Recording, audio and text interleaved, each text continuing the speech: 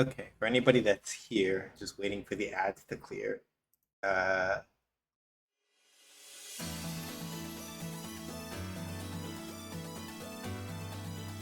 okay, cool. Ads. All right, cool. Ads are clear. Hi, everybody. Happy Friday. I hope the day was restful and/or productive for y'all. Um, 50-50 for me. Some exciting things have happened for Shoot Lancer. Y'all will see next Wednesday. Um,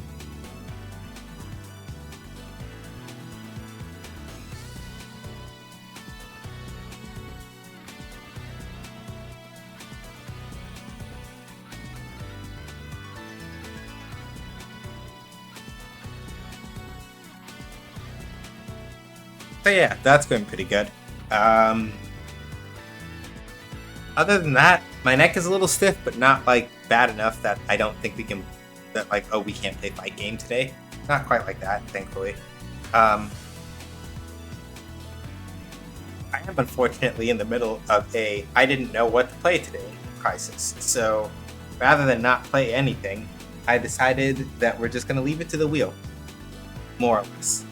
Um, Basically, I'm going to spin this wheel, and whatever it picks, Final Fantasy 14, no, I don't stream that for people. There's several reasons that I don't. Yeah, it's fighting. Well, aside, I know Shannon's also like fucking around a little bit, but also aside from the fact that it's Fighting Friday, as a rule, Final Fantasy 14 is one of the things I keep for myself. I do not stream that for other people. There are a couple of reasons, but yeah, Final Fantasy 14 I don't like stream publicly. Nope, nobody gets that. That is for me, my community, and my friends, and that's about it. Probably because if people try to explain to me how to play Final Fantasy 14 in some way, like backseated me even a little, I would probably take very great exception to that, amongst other reasons. So, yeah. Alas. Also, hi Kettle. Hi Cat Wizard. Hi Shan. Hi Stubby.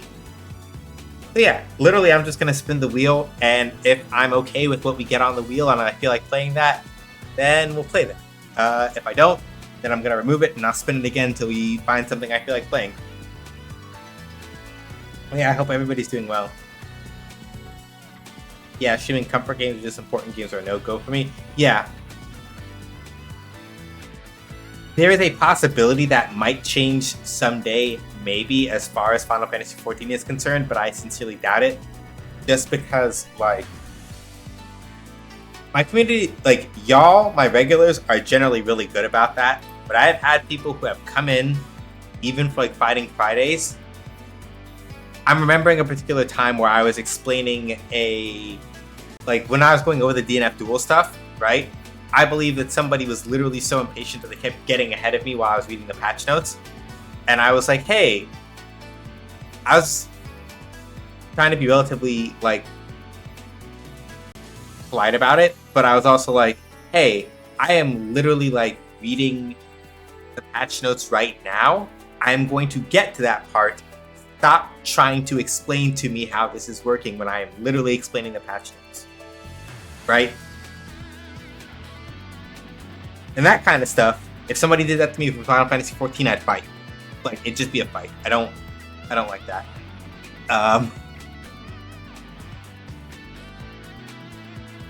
Yeah, no, backseaters are, like, legit, like, annoying.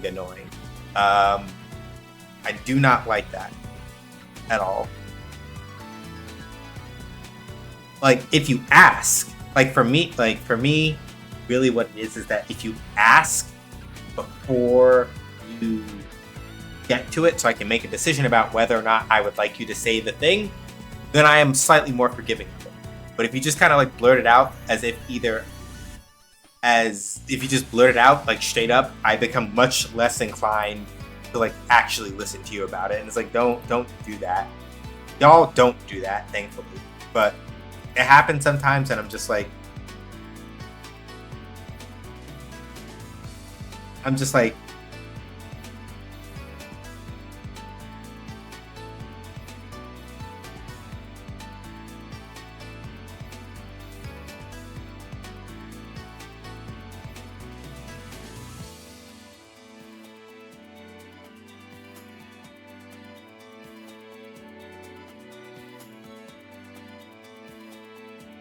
Yeah, someone tell me how Dragon Age works. I'm doing it wrong. I'll jump to the screen to fight. Yeah, I feel that energy. So yeah, we're gonna spin the wheel, and then whatever the wheel says, if I am fine with it, then we'll go. Because I know there are some things on here that I feel like kind of like about, but I don't know what they are until the wheel lands on them, probably. So let's go.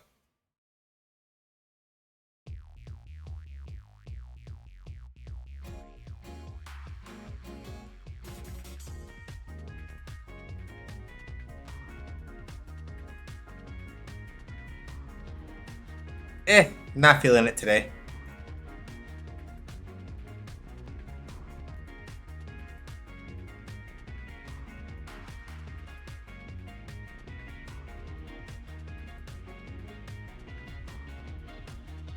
Yeah, I can fuck with Machine Fighter 6. We can do that.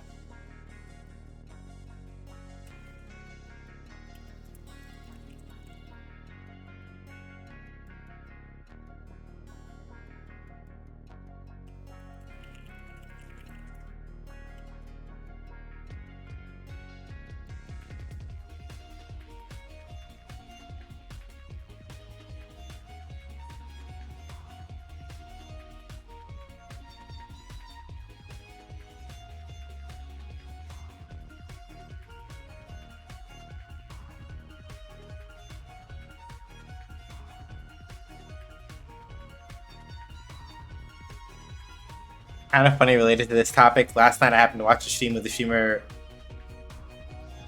had trouble something and verbatim said, "Chat, please help. What do I do here?" And after the viewers obliged a mod asked chat to stop backseating, they had the watching with no audio icon next to them.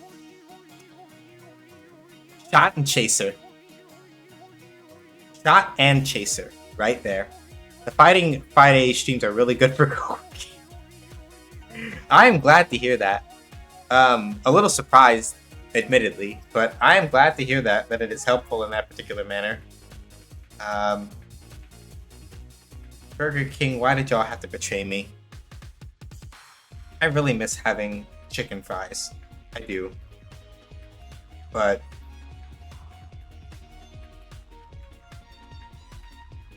Burger King betrayed me so bad. Well, betrayed everybody. So I can't. For the time being, I cannot fuck with them. And the cravings for the chicken fries have been real. But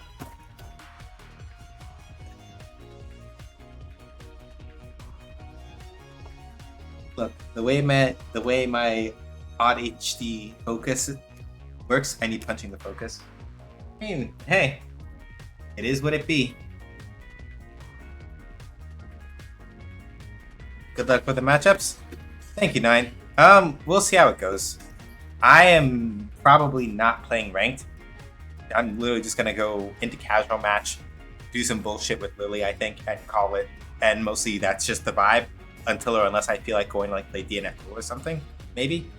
Because I suspected that maybe I might wind up feeling like playing DNF Duel initially, but then by the time we got to it, I was just like, I don't know what I want to play, so whatever. But no, I still appreciate you wishing me good luck, to be clear. It's just one of those things where it's like, I'm absolutely not like stressing that. Like, I'm not stressing it. Like, I'm kind of just gonna vibe. And no, Kettle, I really wish we did, but we don't. Like, Publix is Georgia, Florida, primarily, as far as I'm aware.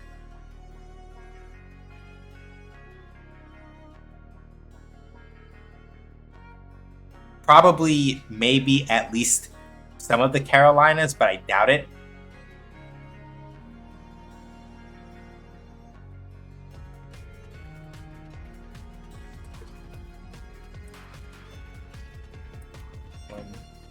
One, two, three. Oh, yeah, I forgot. Lily's hitboxes are really silly. They're good. 3, 4, 5, 10. 1, 2, 5, 6, 7, 8, 9. Good. So for anybody who's wondering like what I'm doing right now, just like Here? I don't hear it. 1, 2. So, oh, I forgot to turn off the other music. Sorry. Let me do that real quick. We also, I don't think we have like proper sound coming from the adder yet. Hold on. I'm gonna see if I can fix it without having to like unplug it and replug it. I prefer to not have to do that.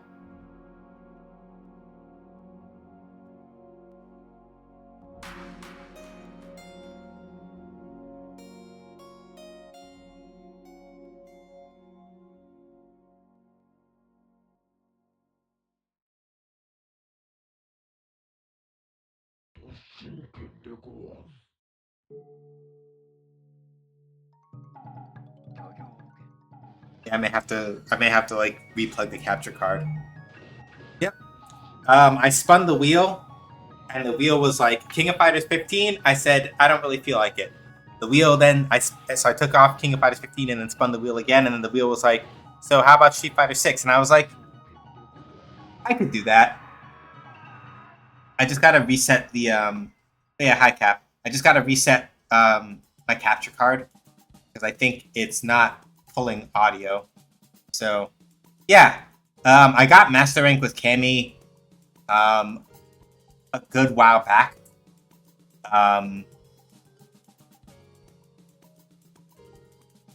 So for like me personally, I'm kind of like sort of at the spot.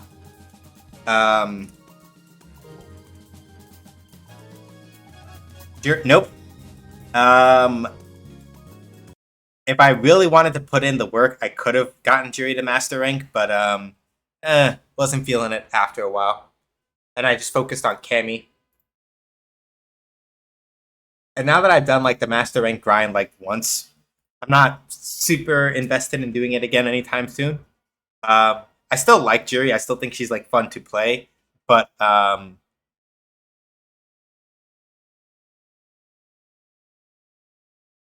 what's the word I'm looking for? There was something about the way that her playstyle works in this game in particular, where it feels like I'm riding the edge a little bit too often. And like the vibe wasn't vibing. I still enjoy playing and using her from time to time, but really, after a little while, it's like, what is more interesting to me? And then it turned out that the thing that is more interesting is like to play Lily. So that's what we do.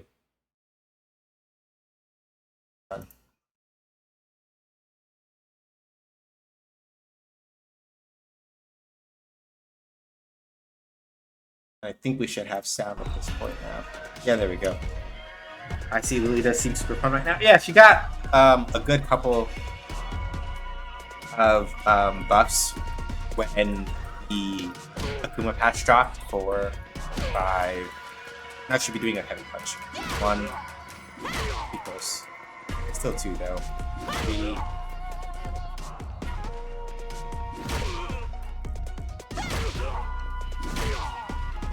7, 8, 9, 10. Right, so the thing I was doing here that I was starting to explain before I realized that we didn't have sound coming from the game is that one of the things that I do when I'm like, I should be doing stand. 1, 2, 4, 5. What's missed it? 1, 2, 3, 4.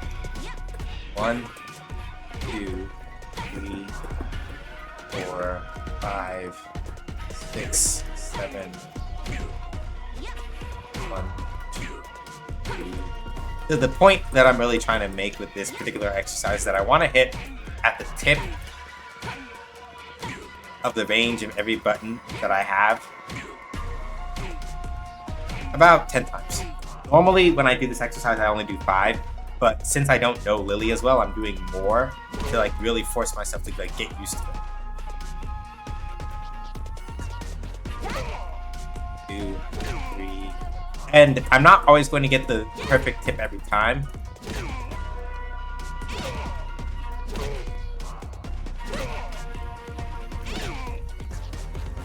But the point mostly is that I I want to make sure that, like, so that's 1. That's too far out. Maybe from here, but I think it'll miss. Nope, I was wrong. 2. The main point of this exercise, right? 3.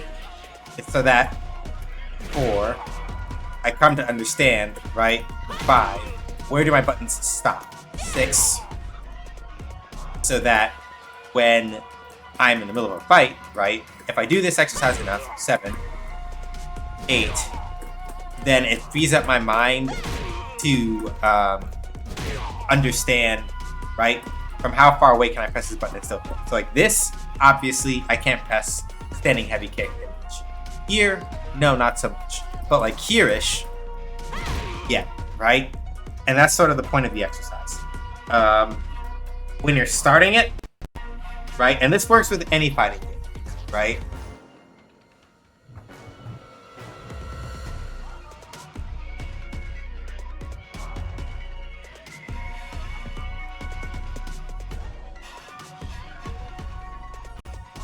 Right? Yeah, making your spacing second nature. You do good fundamental fighting game practices are fun to watch. Yeah, I picked this up from a Reddit post called Geef's Gym, which now at this point is like an actual 4th edition book written by the person who did it. But yeah, like Geef's Gym basically recommended this to start with for Street Fighter 4, I think, and it talks about a lot of other like really good concepts from a more fundamental level of like how do you like improve at fighting games, right? And obviously not everything directly applies, but a lot of the things like how you practice spacing, how you practice your anti-airs, things like that all still apply no matter what game you're playing. I was on heavy kick and I did this one correct. So 1, 2, 3, 4, 5, 6, 7, 8. And you're not always going to get the tip perfectly every time, and that's okay. The point is that you want to at least have a vague idea, right? Like, you don't need to like have it mathematically calculated out, 1, but you should know, at least by vague distance. It's like, ground start distance is obviously too far, right? A step in, no, not really. Like, this is a good poke, but it doesn't reach like that far. If we're talking like at this distance, even 5 HK, Lily moves forward a little bit afterward, but not really. Like here though, that'll. So 2 MP is like this range button, I think. 1, 2. And to make it harder, you can do a lot of like a little bit of like the shuffling back and forth, to, like deliberately sort of change your distance for you to make you sort of like feel out when you're supposed to hit it. 3, 4, 5, 6, 7, 8, 9. Wrong one. Damn, missed. And it's important for Lily in particular. It's important for every character, right? But for Lily in particular, she benefits from it because a lot of her buttons are really disjointed.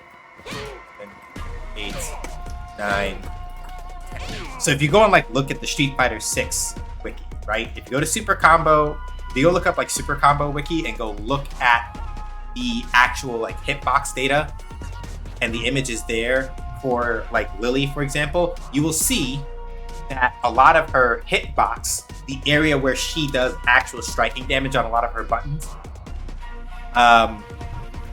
they have what is called a disjoint. In other words, think of it like this. With fighting game characters, traditionally, you have 3 different structures that are used for collisions, right? You have hitboxes where like a character's attacks are indicated as like damage flags. So like there's an area, right, around one of Lily's Pogmoggins that is like has like a red box around it. It's like, hey, this is where this does damage for these frames, right? I think hurt boxes in this game are blue, but are green, but I don't remember for sure. You then also have hurt boxes, which indicate areas where your character, if they are touched by a hitbox that isn't theirs, gets hurt, right? So like you might have, yeah, y'all can't see the cursor, but like maybe imagine like one box around like Lily's head and upper body, and then another box around her lower body extending like the floor when she's standing, and that's her hurt. It doesn't like move or shift around or anything, but that's like her hurt box, right? And then you usually have like what's called like a push box, which is just like to indicate, right, like how far, like from what distance away from your character can they start like pushing and pulling. So that's not important. The main thing you care about when you're talking about disjoints is your hitbox and your hurt box. Disjointed moves usually have a hitbox around them that is covered minimally or not at all by a hurt box, which means that they're very good for just like putting out, because like somebody will swing at you while you're doing this, and if they can't reach far enough, they put their hand and whatever part of, they put like whatever move they're doing and whatever hurt box they may have alongside it into a space where you have no hurt box on your hitbox, and you just go like, pop, and you slap them. So like a lot of Lily's moves, even though, like a lot of Lily's normals, even though they may seem like a little slower, right?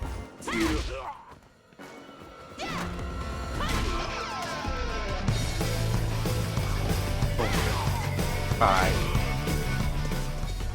6, 7, 8, 9, 10, right? Because of that disjoint on a lot of Lily's like normals and things like that, while they're a little slower.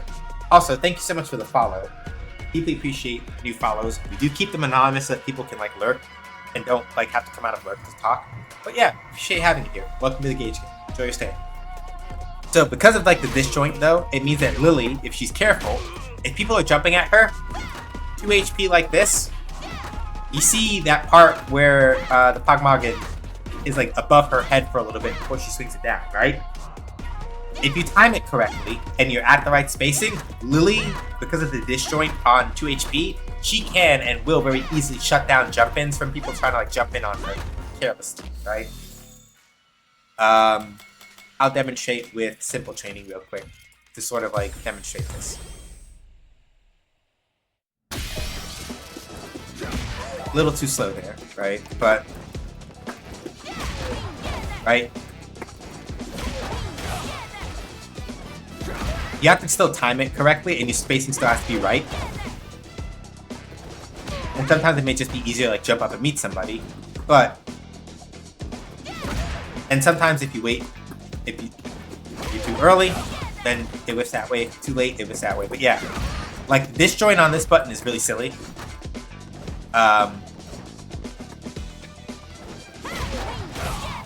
And in many cases, you can just literally use it to just like swat people out of the air.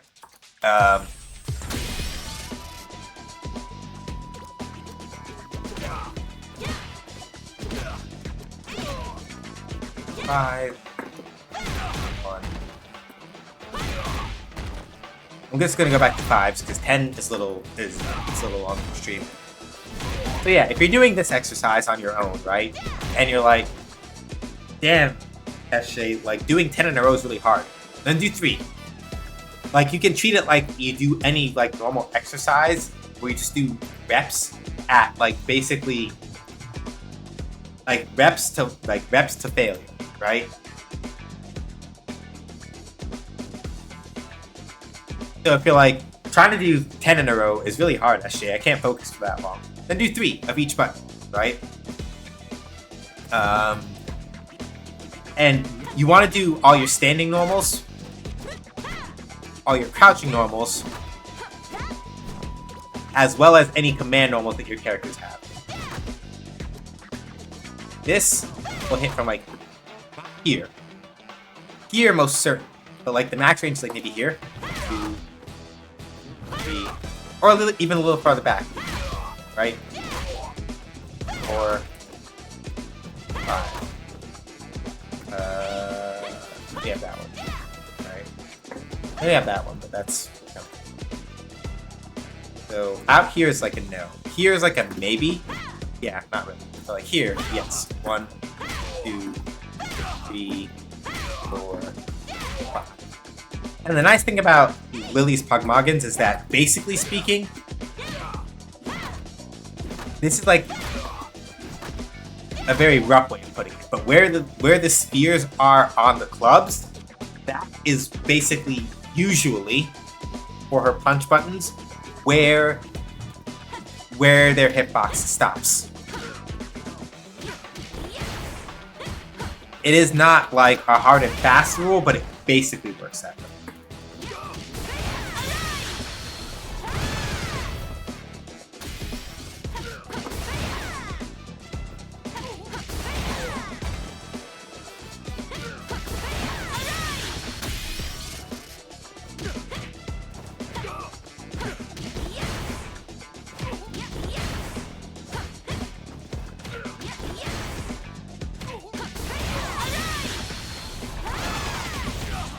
Well, that does work.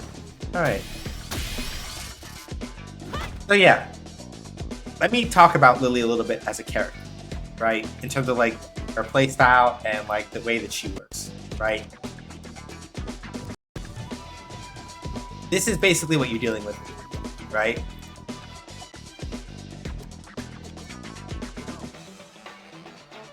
This is the basic line of thought. Lily as a character is not super mobile, right? Not walk speed wise. If you want to cover large amounts of distance with Lily, you usually want to like space your Condor Spires very carefully if you're trying to like really mess with people like that, right?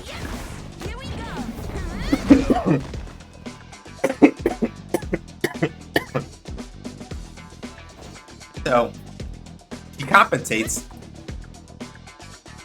Hi Dia, how you doing? Hopefully well. So Lily compensates, right, for the fact that she does not move very quickly with the fact that she has very, like her move, like her normals reach pretty far, right? At least her punch normals. Her kick normals are a little short. But especially with 2MK getting buffed recently, it's a little more workable. So, right, you pester people with these buttons a lot. And with the ones that have a little more range that you can also cancel, you can basically do her 214P, Condor Wind, which gives you wind-clad stocks. You can have up to 3 wind-clad stocks, and just having one causes Condor Spire, Tomahawk Buster, and Condor Dive to all gain additional hits and basically become much more threatening. Right? She even has, I have to see if this is still true or not. She even has a specific, as you can see here, right? A specific Okizeme setup that you can use where you use certain moves, right?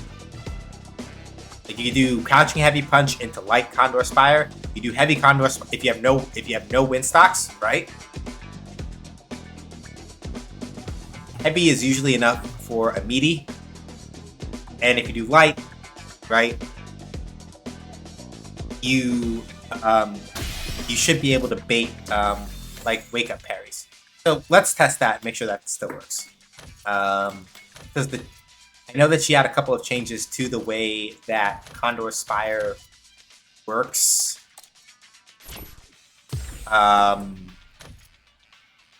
So some of them may not work the way they used to anymore. No, that still works.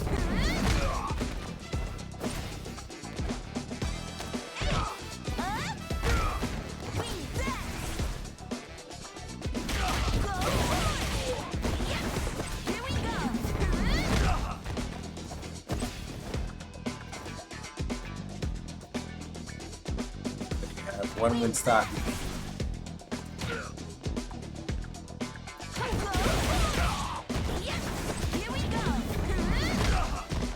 Yeah, if that's if they happen to do like wake up yet, right?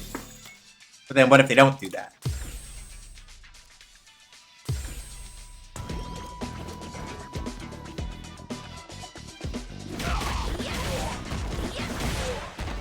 So, let's see.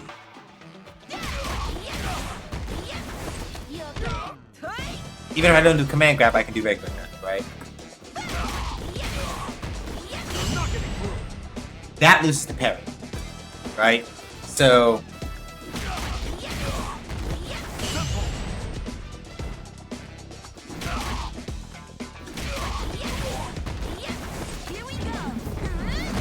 but turn, parry loses to like.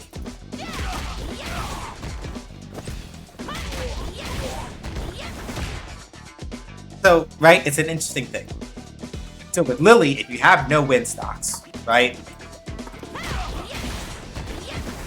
The basic rule of thumb is that if you have no win stocks, if you Light Spire into Light Spire, you will lose to jabs, but you will beat wake up parries, right?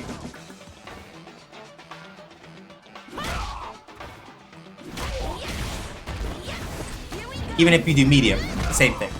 And you may want to do medium because it will get you in closer. But it still loses to jabs, right? However, you want to beat jabs. Well, assuming that you can get it. I'm gonna turn off, hang on. Turn off this one real quick. Or rather, I should turn off parry and turn on that one. So let's do that. Right?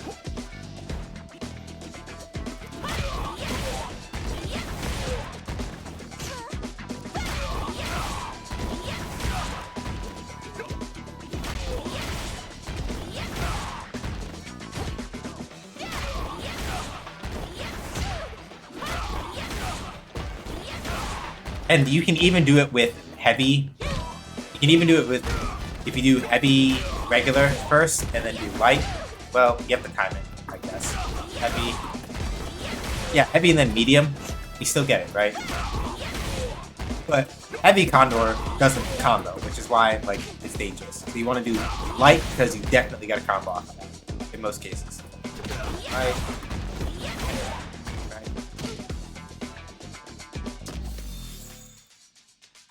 This is unfortunately the part of like Lily's Oki that I don't have down, because reminding myself of which version I should be using for certain things is a little hard. Condor would.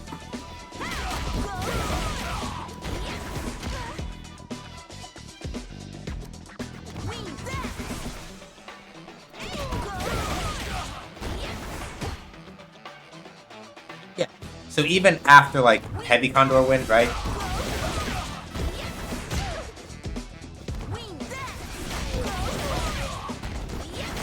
Yeah, even after like heavy, even after like Windclad Spire from like obviously if you do it too early, you still run into the issue where like, and that's really that's the hard part, right? So getting the timing correct is the hard part.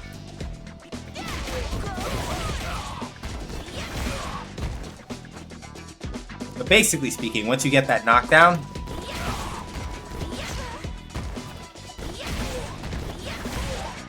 and the reason why it's so different is because Windclad Spire has a different, sort of has like a different recovery timing, but if you can get it correct in terms of like,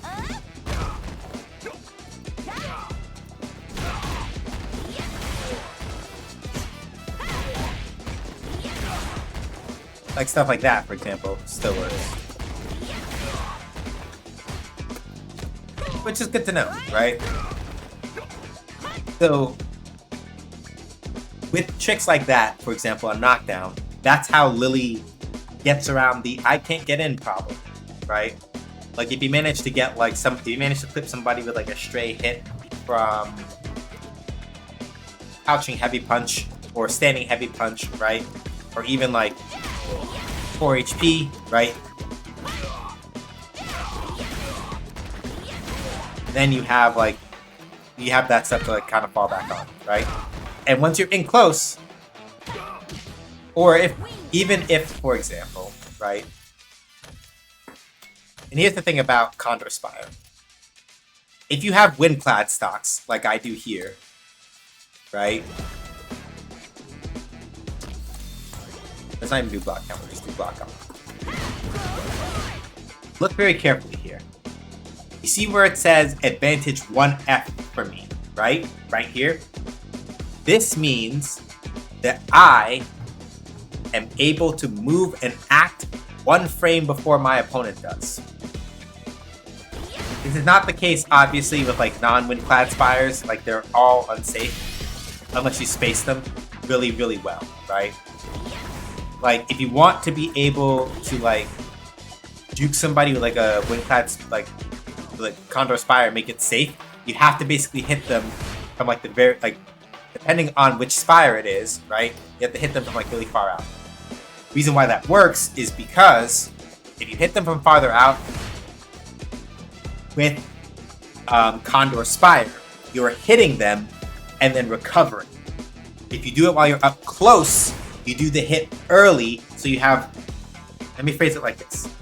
The amount of time that it takes Lily to recover from a Condor Spire when it's not Windclad is not different. Well, let me put it like this. You see how it says total 50, like this is 45 frames total, this is 49 frames total, and then this is 53 frames total, right? The green part of that, of the bar that you see, is the startup time for whatever attack Lily's doing. In this case, heavy kick, Condor Spire. The red part is how long the hitboxes are active, the active frames. And the blue part is the recovery. If you look, right, all the versions of Lily's Condor Spire, when it's not Windclad, they all have the same recovery. They all have 16 frames of recovery. And they all have the same amount of active frames. They're all active for 13 frames. It's just literally that the startup time increases with the strength of the button. So, what makes it safe to do Condor Spire from further out is not that you have less recovery frames. You will always have 16 recovery frames. The trick is that you are hitting later in the active frames, which means that what we call the block stun, the amount of time that your opponent is forced to block an attack, right? When you're doing it from farther out with these Condor Spires, the block stun maintains at a spot that is closer to Lily's recovery frames than her startup frames. What do I mean by that? I am basically only giving this number as like a general example. If you do Condor Spire really close to the opponent, you are probably hitting closer to these first 3 or 4 red frames, and then that means you have to wait through all the rest of this before you're done. On the other hand, if you are hitting with Condor Spire a lot later in the animation, you're probably hitting closer to these back frames over here, which means that hit them here-ish. They're still in block stun while you're in recovery, and so you don't get less recovery. You don't get like your recovery time cut down. It's just that because you hit them here, they're still reeling from the hit, even if they blocked it by the time you're doing this. As opposed to, oh, I hit them really close, that means I hit them in these active frames earlier, so I have to now wait through all of this to recover. So that's why, like, if you're trying to do like silly time Condor Spire stuff without having Windclad stocks, better that you do it from farther out so that you hit later in the active frames and potentially win yourself a little time.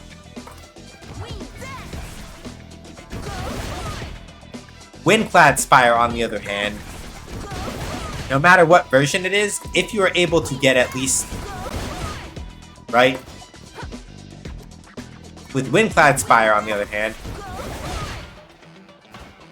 generally speaking, in most situations, with some exceptions probably, Windclad Condor Spire is basically almost always plus, right? even when it's like, right? Like, generally speaking, right? If you space it correctly and you have a stock of Windclad Spire is always plus. If you space it correctly, right? And so what makes Lily dangerous is that once you have Windclad Spire, right? Let's do reversal settings again.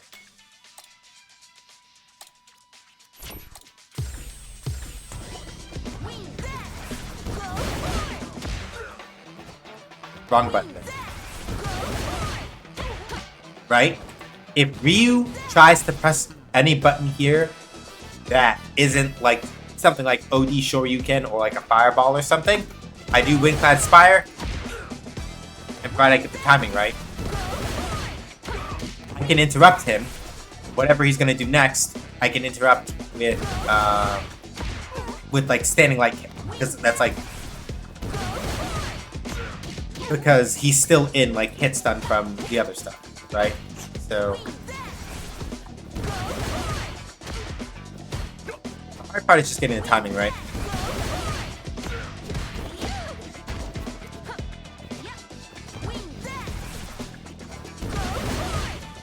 And it has to be standing light kick, because standing light kick is 4 frames. Standing light punch is 5, so it's not fast enough to beat Ryu's jab.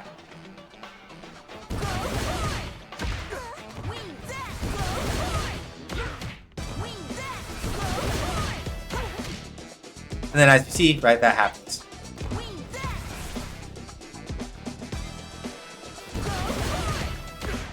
And this is threatening because, for example, I can do this.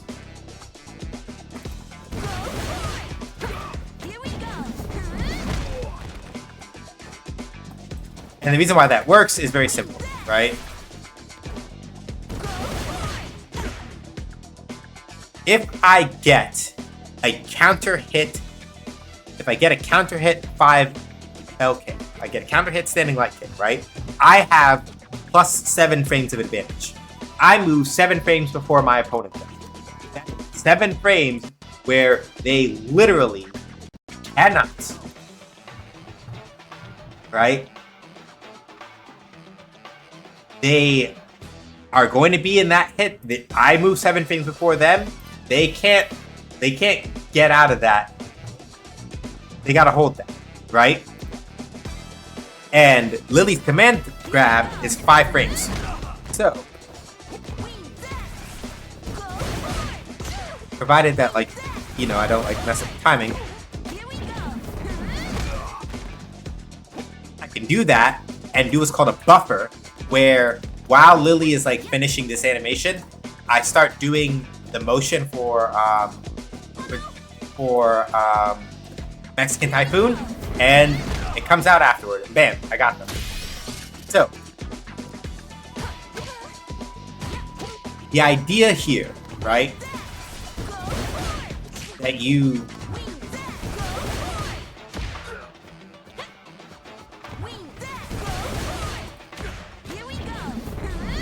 hit somebody, right?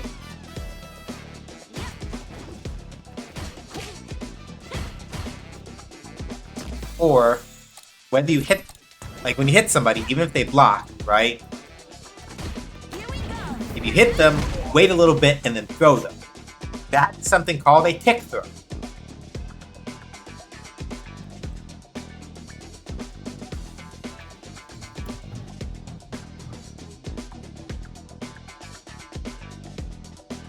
And so this is what makes Lily dangerous when she has Windclad stocks, right?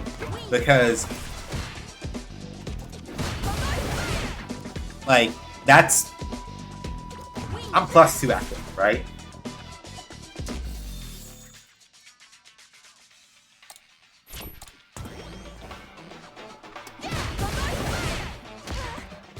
If I press it with the right timing, I will be able to actually punish this. So if if it trades like that, it means you literally pressed it too slow. Like, Lily's like +2. Like, if you do like OD Condor Spire and you try to like do and you try to do standing light kick afterward and you trade, it means that you press the button too slow. Because mathematically, literally, Ryu cannot jab out of that unless you press it too slow. This is literally it.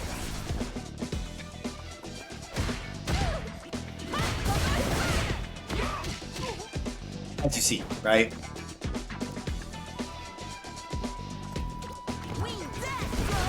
Hang on, that's food. That's a knock for the food.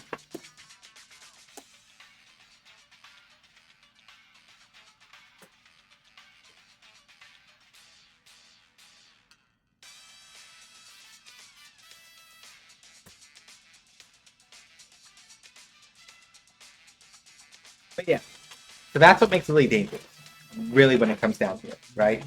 Like, Lily's primary thing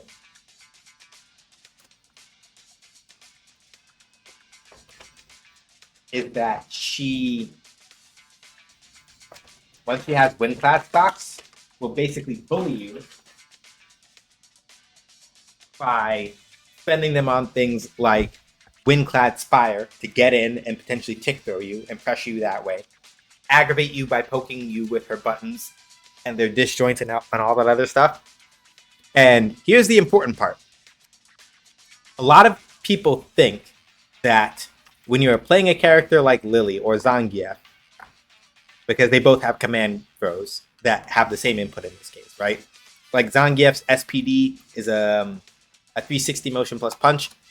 Fun fact though, you do not need to actually do a full 360 on the controller to make it work. I'll show you the trick in a minute, right?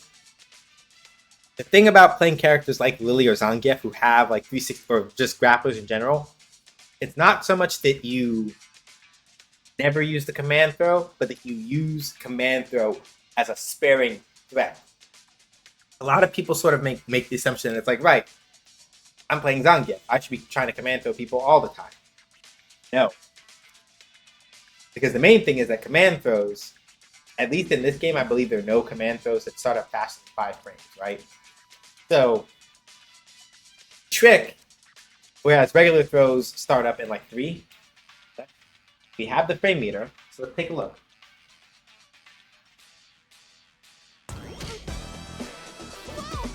Okay, never mind, I'm full of nonsense.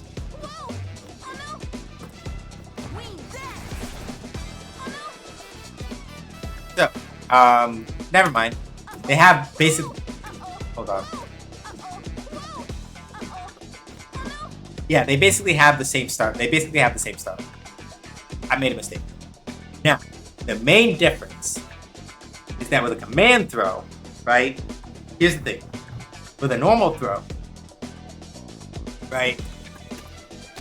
It is possible if you press the throw input at the same time that somebody else is trying to hit you with a normal throw, you will break the throw and you don't get thrown, right? You cannot break command throws. You can't tech those. If a command throw hits, like you got. Even more uniquely is that, right?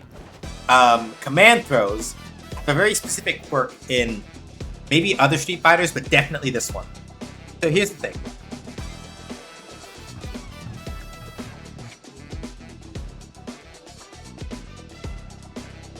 Like I said before, input for Lily's command throw, right? Mexican Typhoon. It's a full 360. Or at least that's the way it's depicted. However, to make your life easier, Street Fighter recognizes any 3... If you do at least something akin to a 270-degree motion, give or take, right? If you hit at least forward, down, and back in whatever order, and then end on up, or up forward or up back, so closer to like a 260 something, 270-degree motion, you actually get it. If you want it even more practically, if you're trying to do like command throw with Lily, half circle back, has to go back up, and has to go back up back, or has to go back up forward, we'll do it. You don't have to describe the full 360 from forward all the way back to forward, or down all the way back to down, or whatever. You do half circle back and end in like up back, and you'll get it. And the particularly good thing about doing the input as, for example, half circle back into up back, is that because you're going from forward to back, right? There's a point at which you are blocking for part of these frames.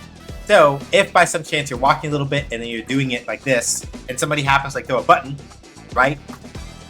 If you're lucky, they'll catch you when you're like here and you block it, right? And you're good. The other reason why you want to do it ideally as like half circle back, right?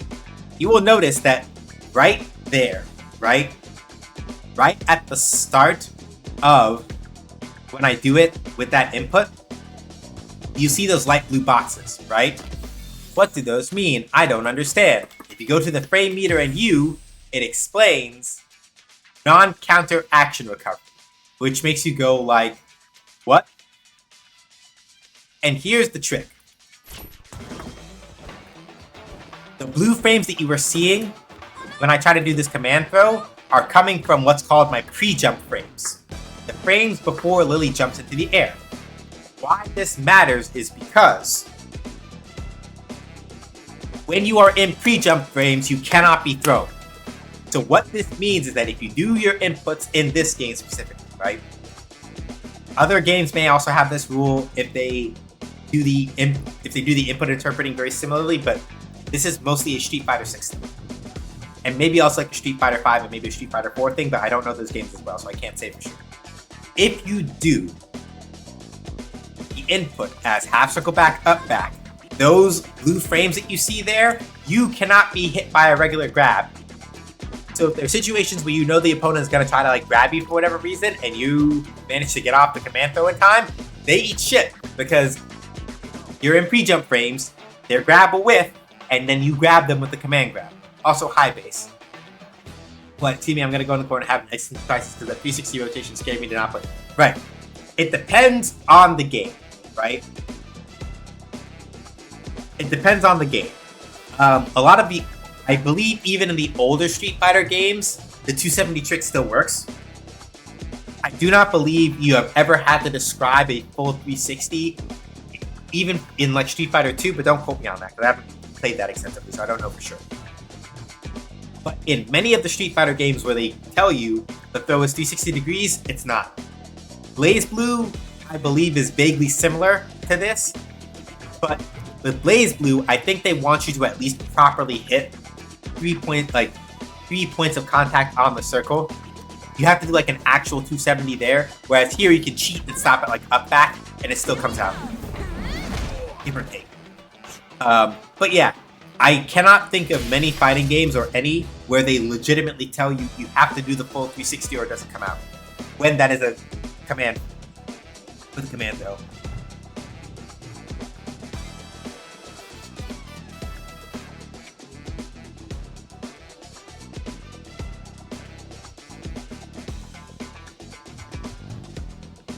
But yeah, the trick is not, right?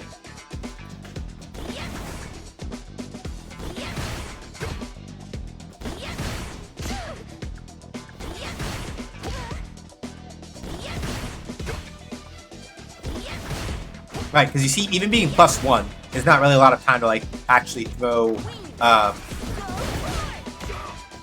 Like being +1 is not really a lot of time to like throw that. Didn't the first Fatal Fury have the most absurd? A lot of, in general, I am grossly simplifying it here. In general, a lot of very old SNK fighting games have very obtuse inputs. That is kind of just SNK's bad. The SNK specific, right?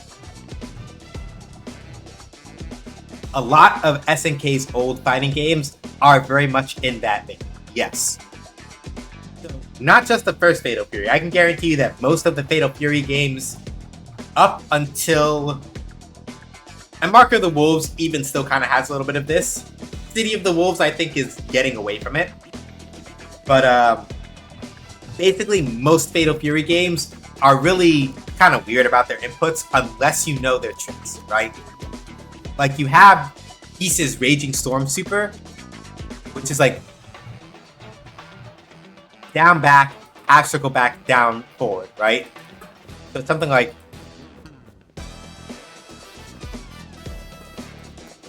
that, right? Where you do that, you do this, this, that.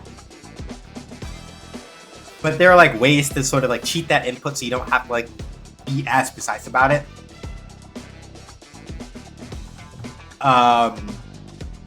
Terry's Power Geyser is something like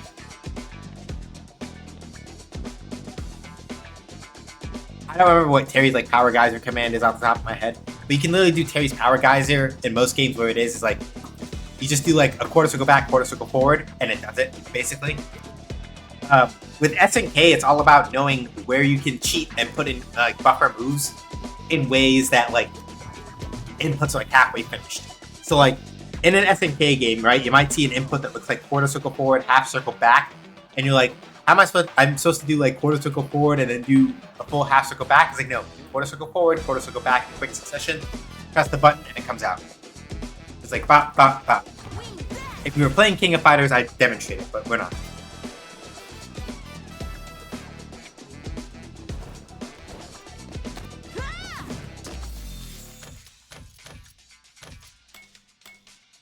Okay, Adra. I'm gonna wait a little bit, wait for Ash to clear before we get started.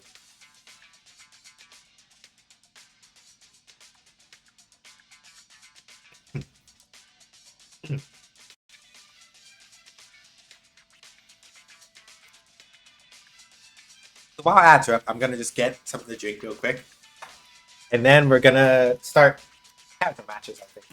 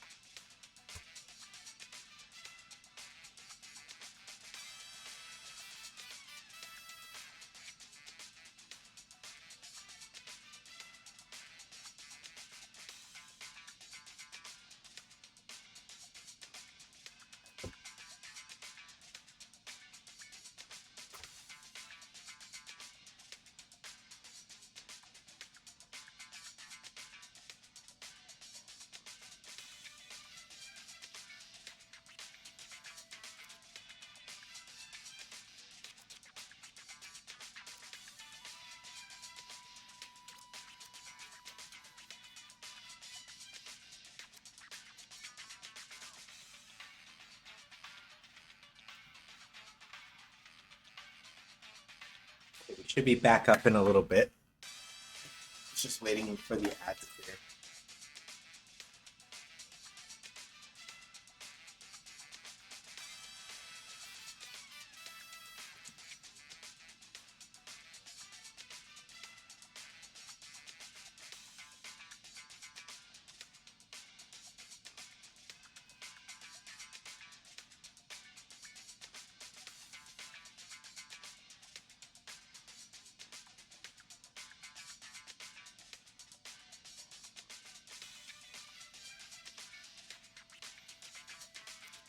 Okay, cool.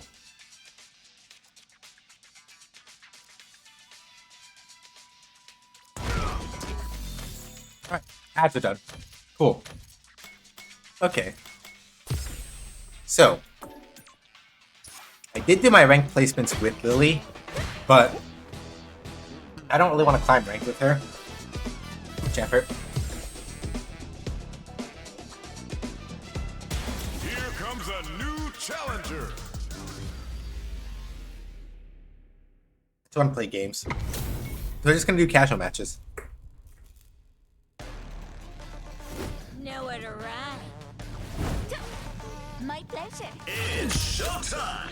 Face it straight.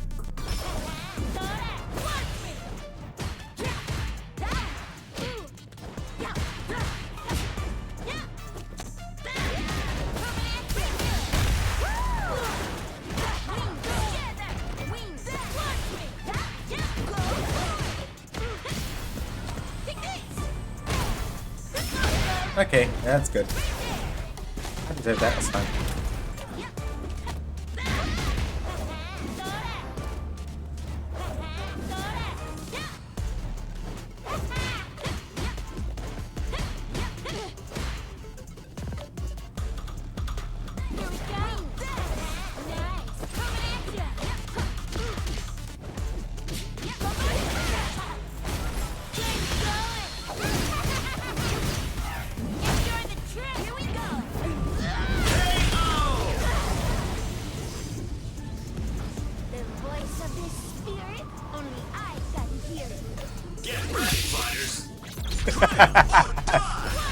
Yeah.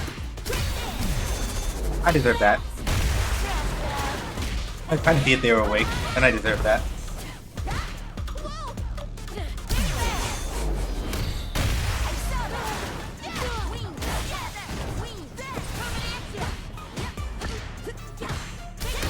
Nope. I pressed the wrong button.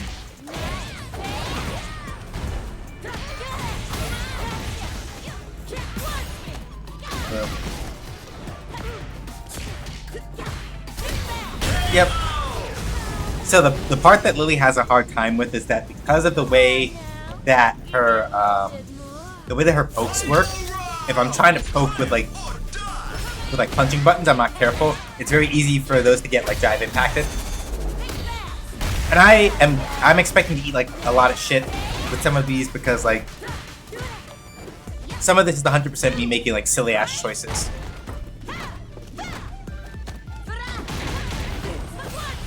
No. Nope.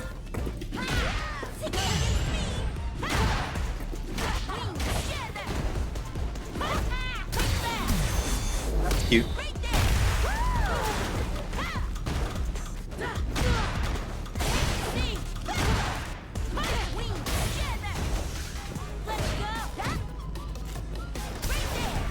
Yeah, that's my own fault.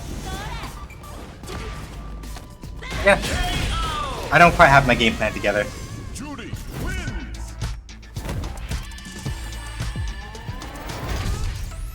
Which is fine. It's showtime. Face it straight. This is why I'm playing casual match. Like part of it is so I can like literally just like kind of like fuck around and do silly things I shouldn't be doing. Just so I can like get out some of the things that are like not great ideas. I can get those out a little bit. Good throw.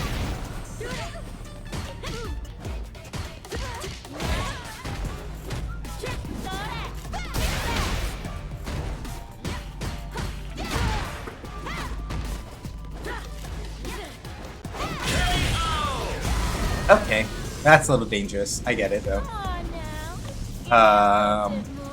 I don't think Tomahawk Buster has anti-air properties, so I can't really use it. She's doing like a lot of die kick stuff. If I'd reacted a little faster, I might have been able to.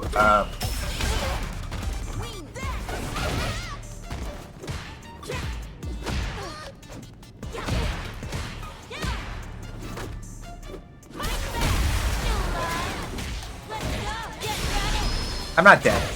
It'll hurt, but I'm not dead. That felt good, didn't it?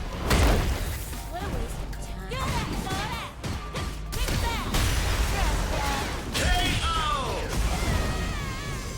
Judy wins. And it's hard because the reflex is to want to use 5 MP. It's really good. It's really good at.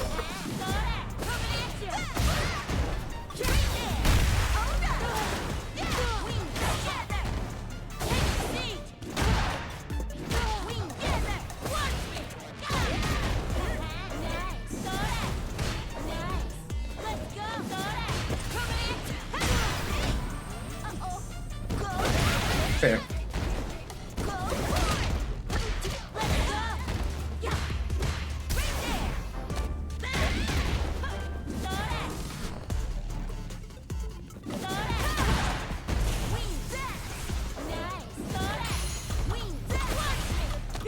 Not that too long.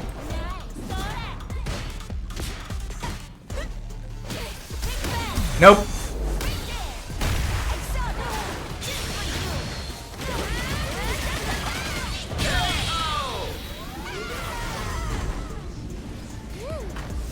Probably didn't have to do that, but Triumph or die. yeah, that's fair. Gotta be careful about that.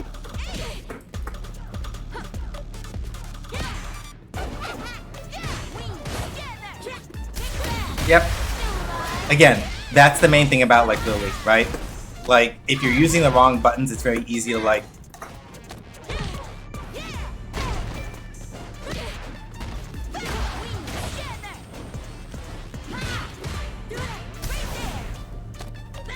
get patience.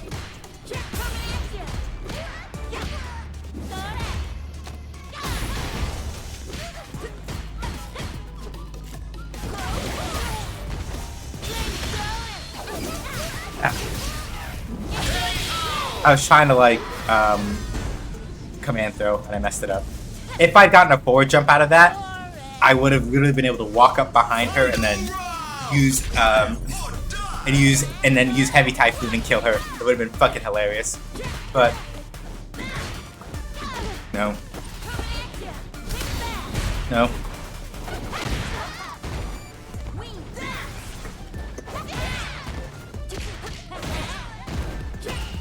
No.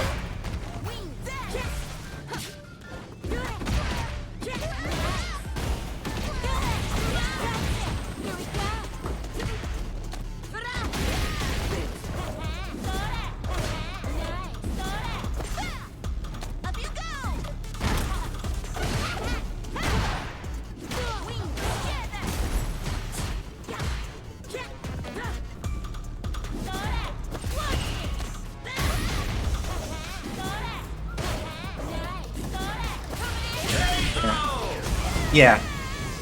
Judy wins. I don't know this matchup that well, but this is also part of it. Showtime. Face it I straight. think I sort of have an idea, but some of it is gonna have to come down to me like making slightly better decisions about like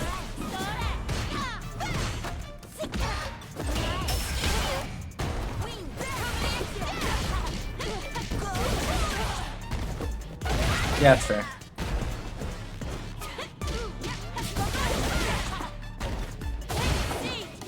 Ah, of all the times.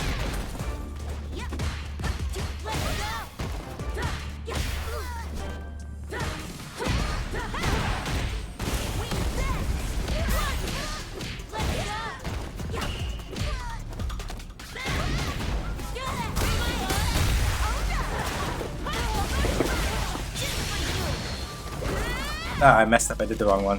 I meant to do level 2 super. Get ready, fighters. Triumph or die.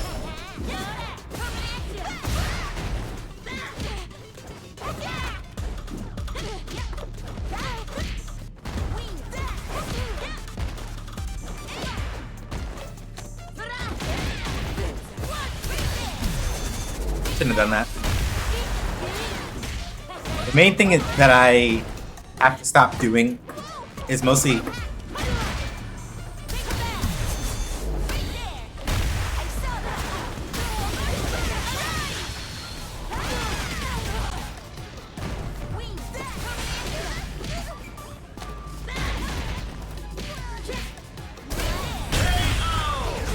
Yeah.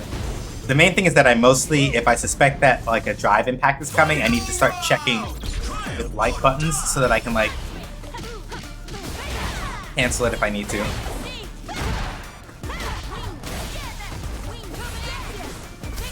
Yep. Fair. Good throw.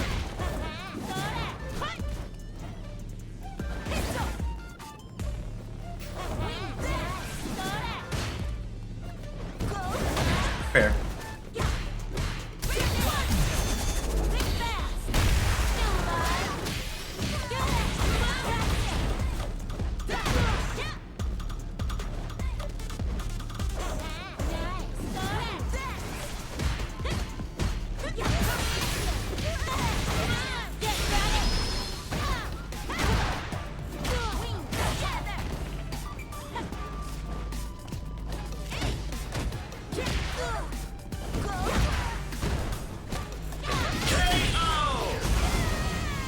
Yeah. Rudy wins.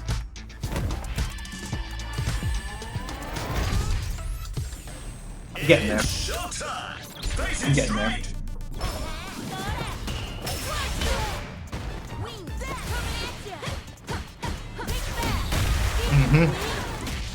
If I'd done a jab there, I could have probably canceled into DI.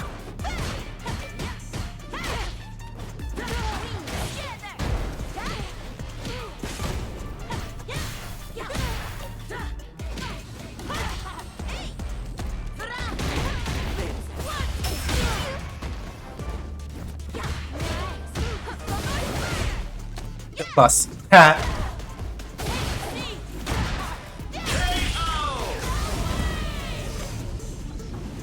voice of the spirit, only I can. Get ready, fighters. Triumph or die.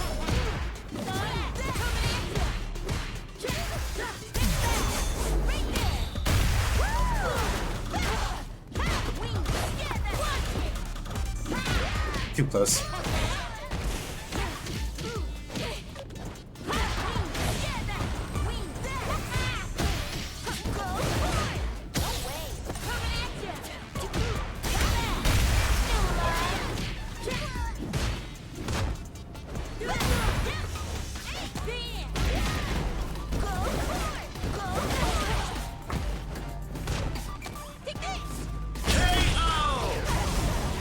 So, when the opponent is in burnout like that, all of the block stun that they take is increased. Showtime. They basically things that might not have been safe previously if the opponent wasn't in burnout become so.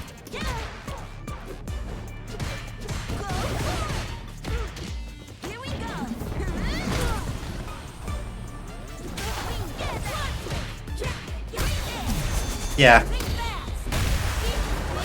They're checking with 2 MP so that they can do stuff like that, which is fair.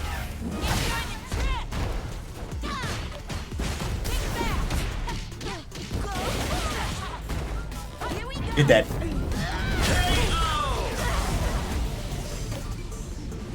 The voice of the spirit. Natural swing, baby. Get ready, fighters. Triumph or die.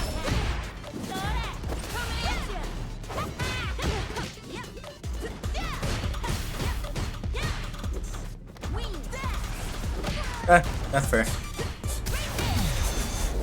Yeah, that's also fair.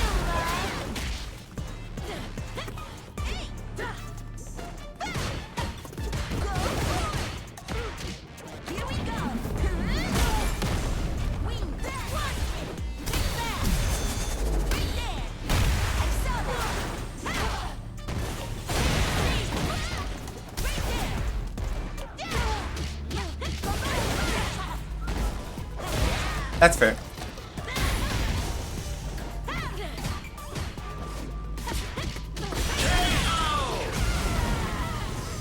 Lily wins. So yeah, that's why I was like, I think I have it. By and large, it's mostly that I need to keep doing shit like not that. That's not. I was not expecting them to do. I I think that was like drive rush into drive impact, specifically to like stuff.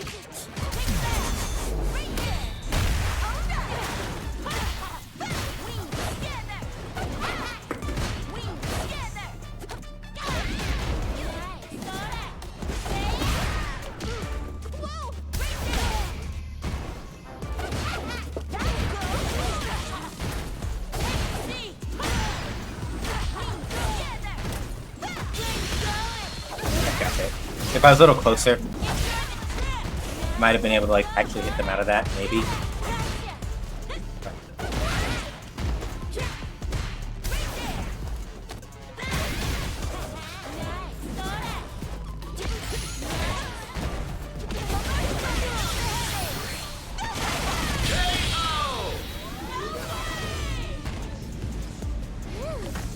Go to heaven, Thunderbird.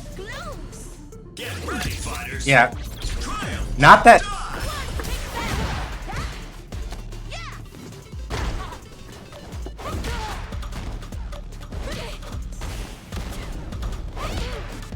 Pop that.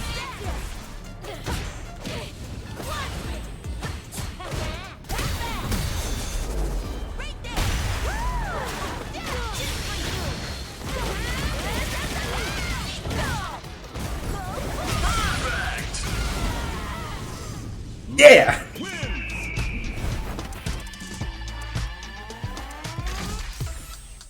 I love this character so much.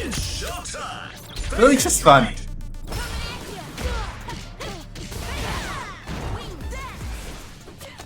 So.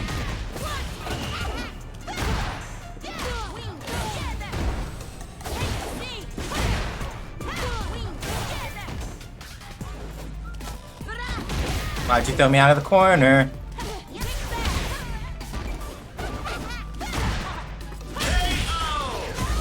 Okay, I don't know if those are like misinputs or something else, but if you're assuming that I'm either going to jump or do something else, that's why you're getting fucked up. You need to stop doing that.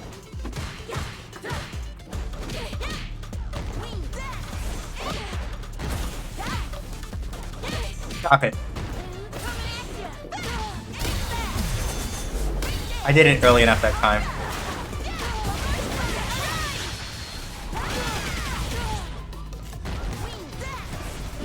Stop.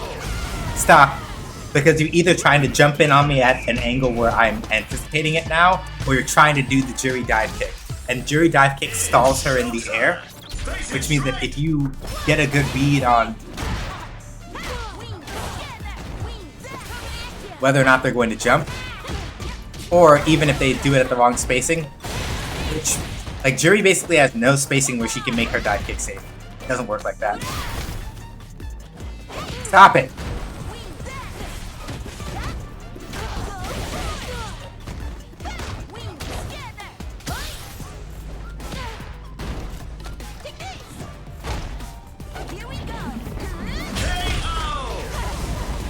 Is Beauty. Wrong character. J, not Y. Different character you're thinking of is the Y. Yes, she is in fact in a pajama onesie. Also, fun fact, if you're not using the overdrive version of that up kick with Judy, it's not safe against throws. Hang on.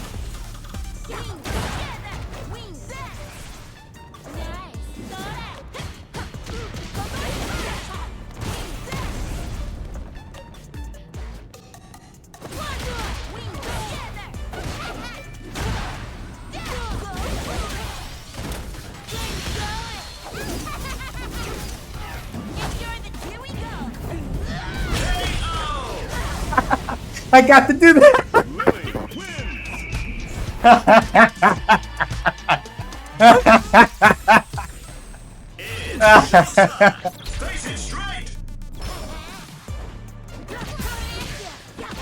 Alright, let me... Yeah, I'm fucking around a little bit too much now. I'm gonna get blown up. This is the part where, like, if Nessa were here, she'd be like, now, why are you fucking around with him like that? Playing games, and that's why you got got. So.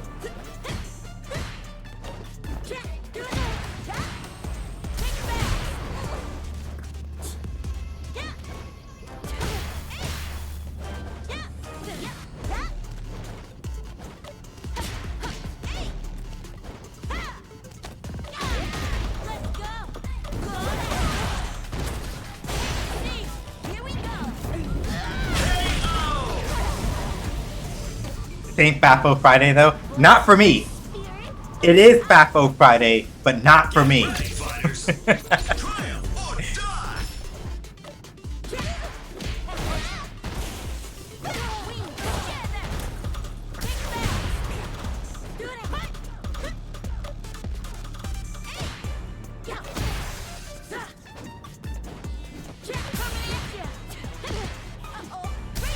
Good throw.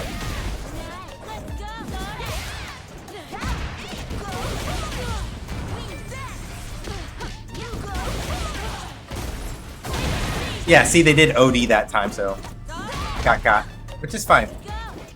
Nope.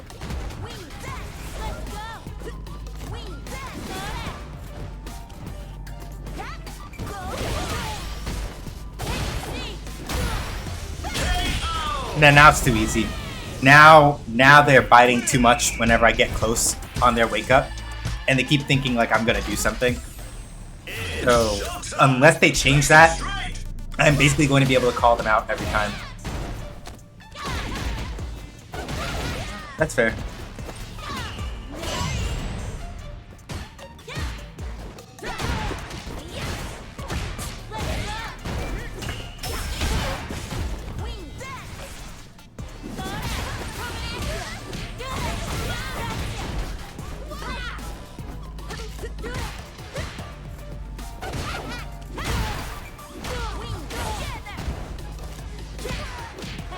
So yeah, this is the main thing that I have to work around now. Judy's forward dash is really, really fast. Give me a little bit more. Get ready, fighters. Triumph or die.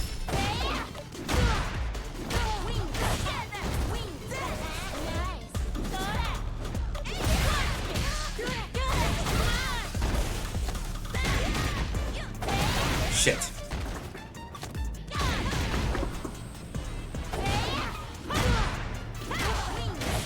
So, oh.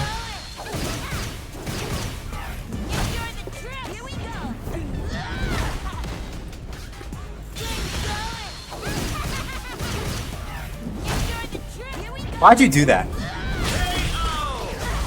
Why'd you do that? I don't understand. I don't know why you... I guess they thought, like, there's no way that... There's no way... They thought I wasn't gonna catch it, like, if they did it twice, I guess. That's my own fault. I meant to do drive reversal, and I messed up the input.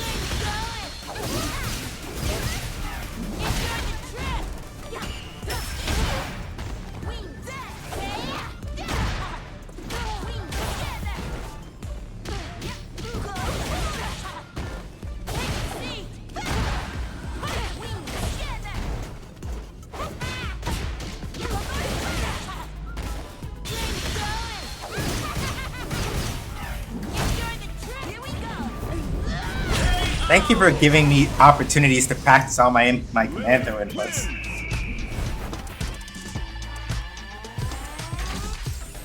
It's showtime. Face it straight.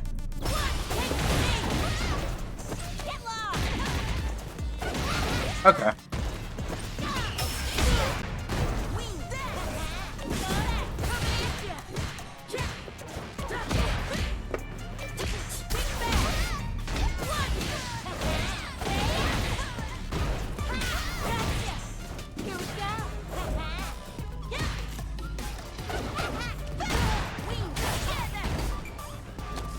So.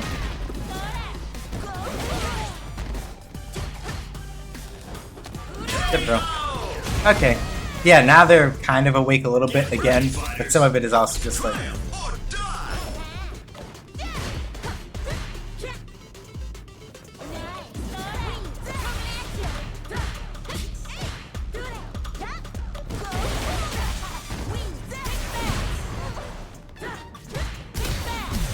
And that's why I did 5 MK.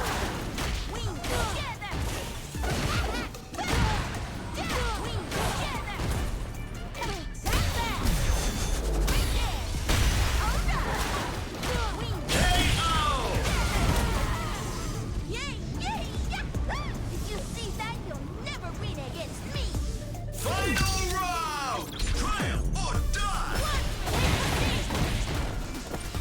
That's fair.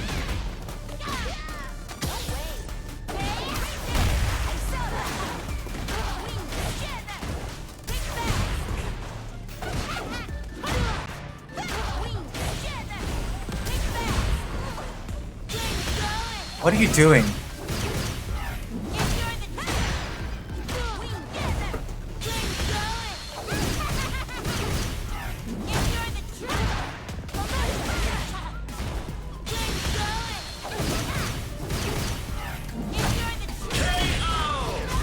Just like basically just rage supering because I don't know.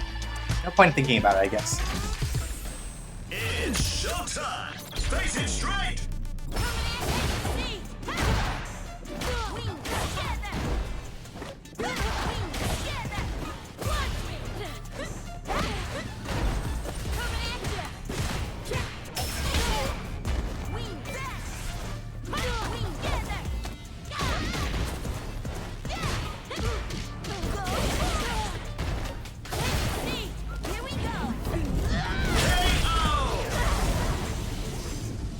They're making it way too easy now. Ready, fighters!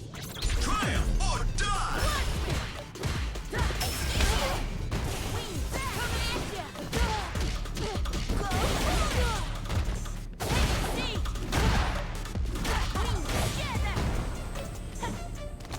Good throw. Yeah, that was good. I hit with the light punches, but I didn't get that out in time.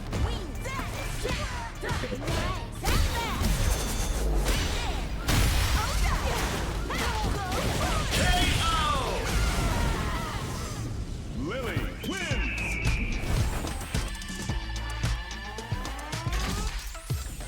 It's showtime! Face it straight! Okay, so that's why they're doing that.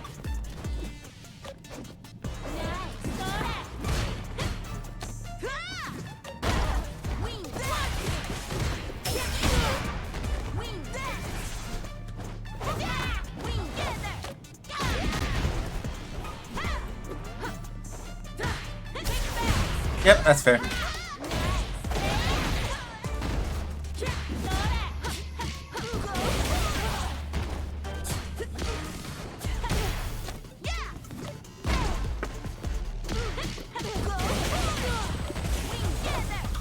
Too early.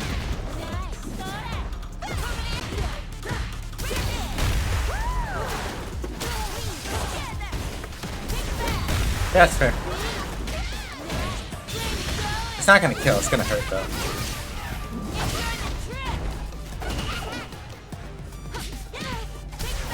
I'm dead. If I hadn't messed up. Get ready, fighters! Triumph or die! When they did that DP. I'd have been alright.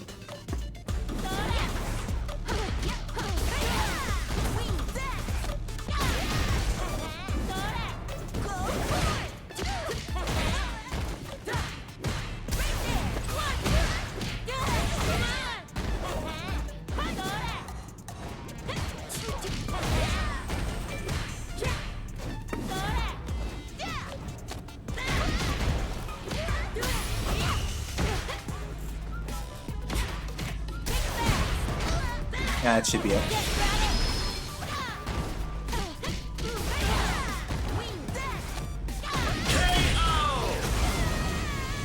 Judy wins.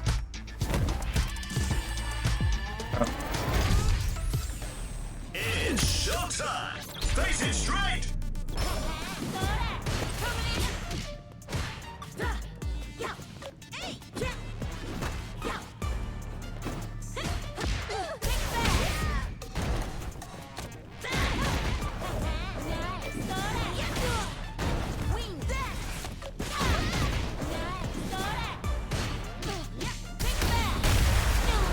Too slow.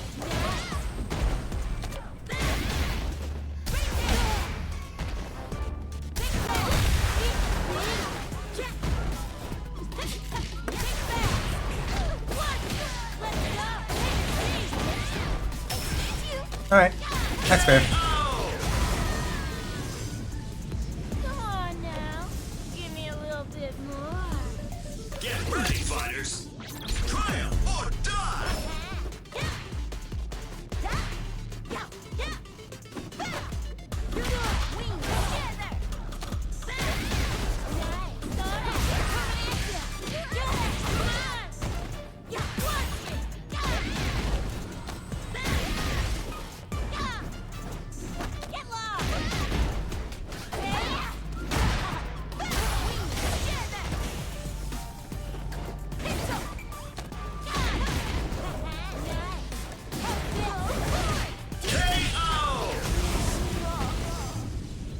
Judy wins.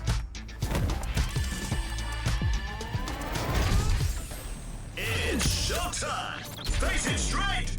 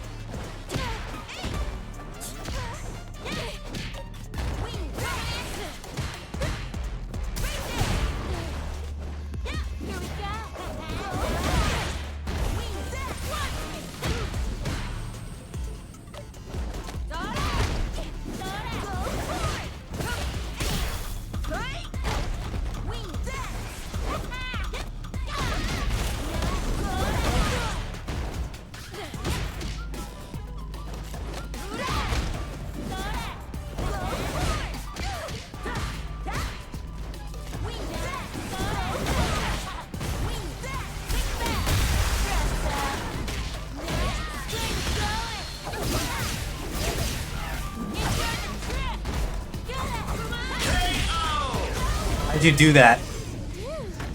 I assumed that you thought you were in range to clip me, but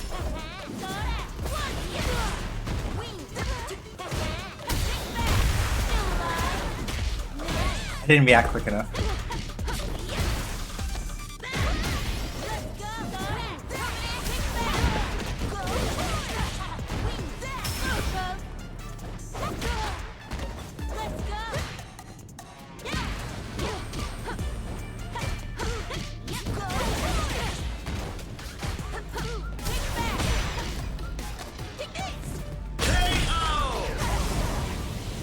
Lily wins.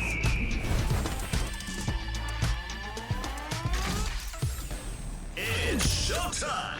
Face it straight.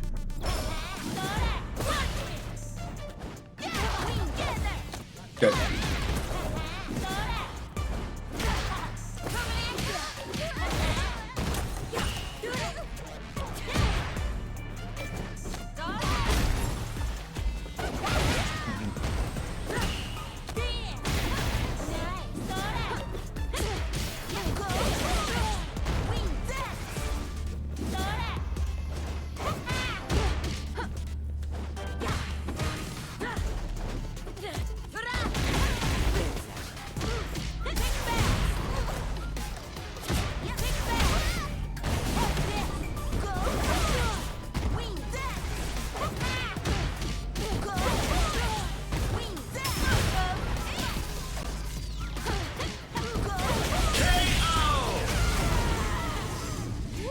And I was walking back in little increments to make her have to walk forward, which made it easier for her to like walk right into my jabs.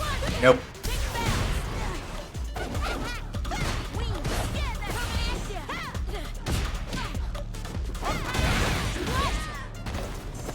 Good throw.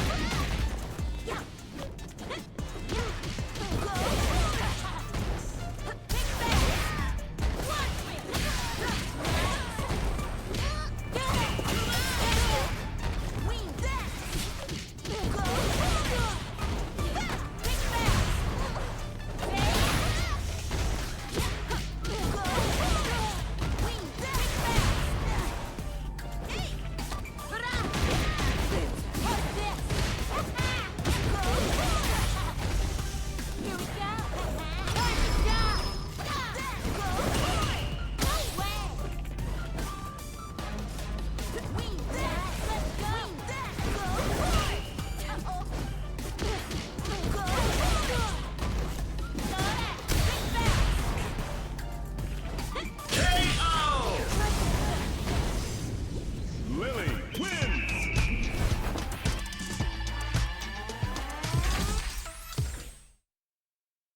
Yeah, they might be getting tilted, so I'm going to free them from me.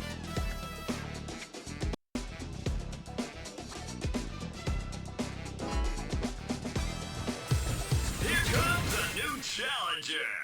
Oh, damn. We can get Alpha 3 challenger sounds now? Okay. Step into the ring. It's showtime. Face it straight.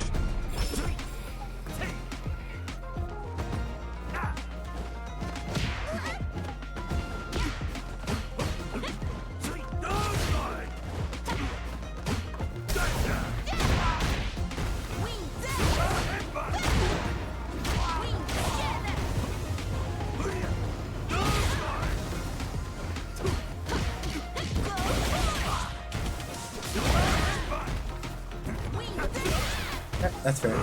Yep.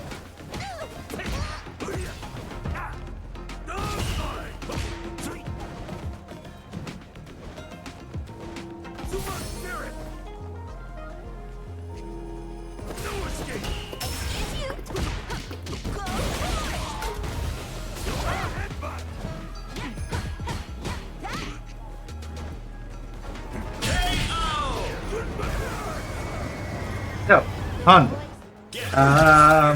If you see headbutt coming, trying to perfect parry it is basically ideal. If he does like sumo squash a lot, then either you have to like try to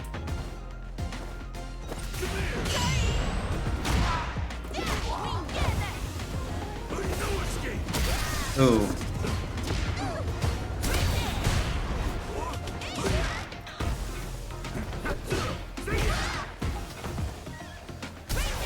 Thing about Honda, right? Let me finish my thought. Is that he has a lot of moves that are like a lot of his normals are like really good, like just defensive walls in terms of like the amount of space that they cover.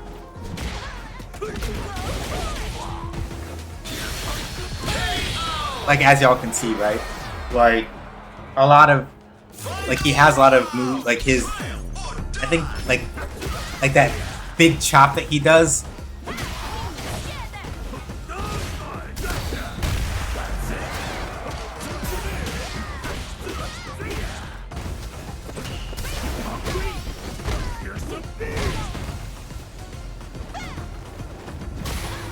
Yeah, like that. Like y'all saw that shit, right? It's basically like me doing that, basically. Like you see that, right? Take my hand. A lot of Honda's buttons are very big.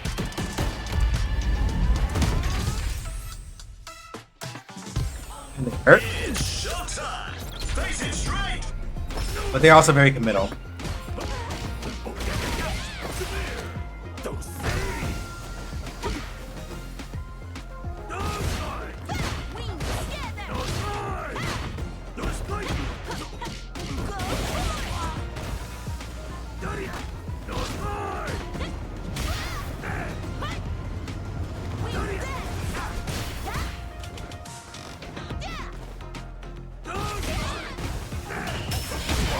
Headbutt's also fast, so it's one of those things where like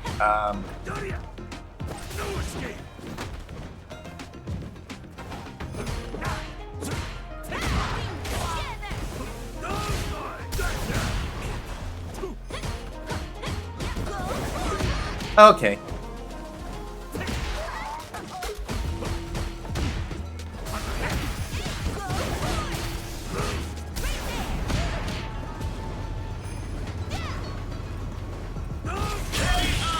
Yeah, like headbutt is really obnoxious to deal with. Attempting to perfect parry it is basically your best option.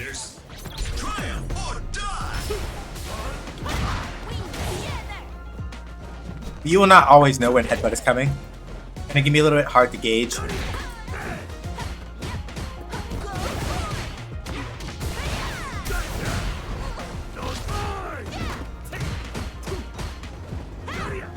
I guess the general rule of thumb is that if you see Honda either standing still or walking backwards, and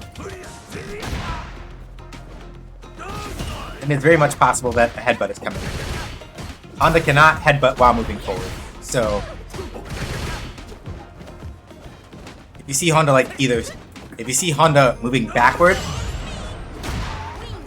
that's why I'm like, yeah, like knowing how to parry headbutt is basically most of how you deal with that match.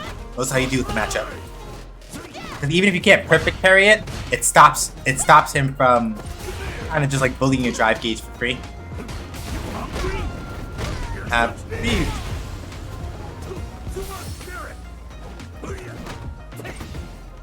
Yeah, like if Honda's like walking forward at you, you don't have to worry about it. If you see him walking back or crouching, right?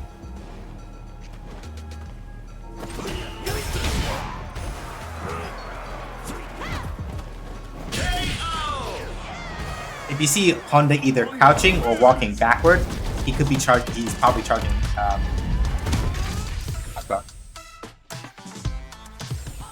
It's showtime.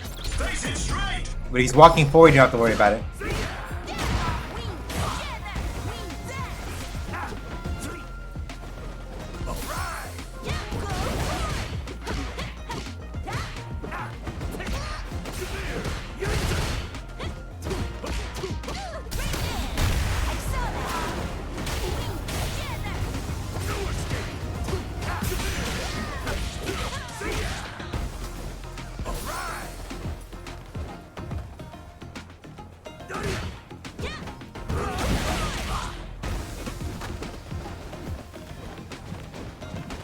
Yeah, you see, he doesn't want to be on the ground.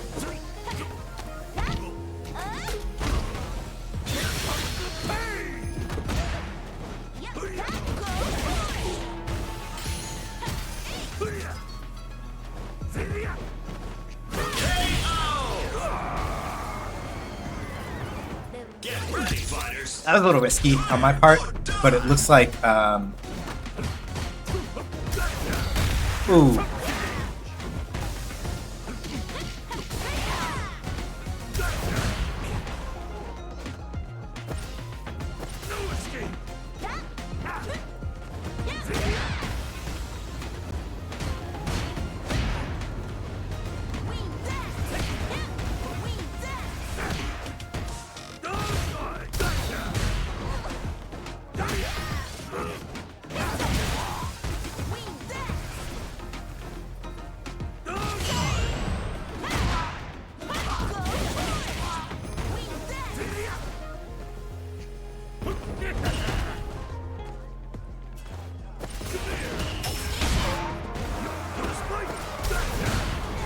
Yeah, that is the one thing to watch out for. Is that if a Honda suspects that you have started to like sort of figure out when he plans on doing headbutt,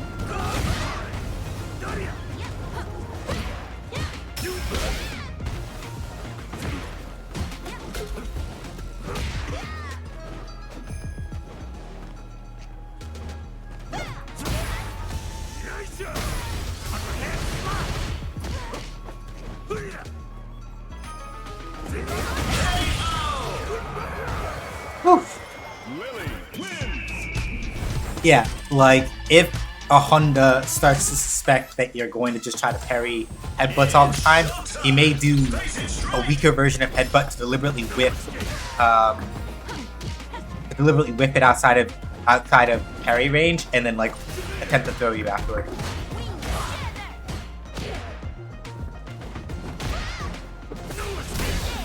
Ooh, tried to sweep.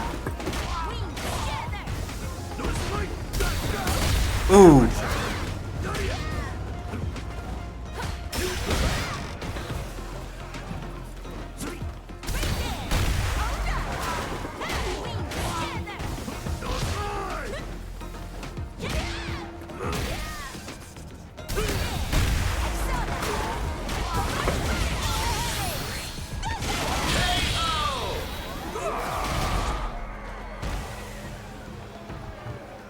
Get ready, fighters. Triumph or die.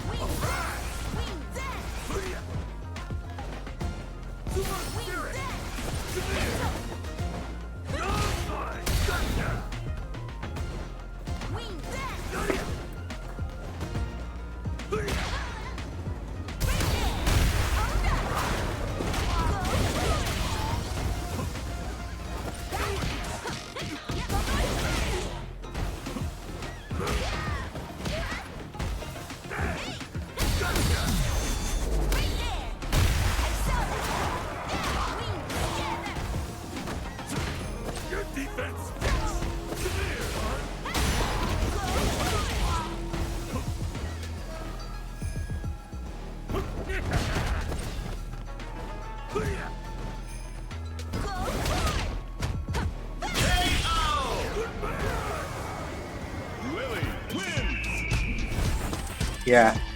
So with Honda, the main thing that I'm kind of like It's showtime. mostly trying to aim for, aside from like making sure that I parry headbutt,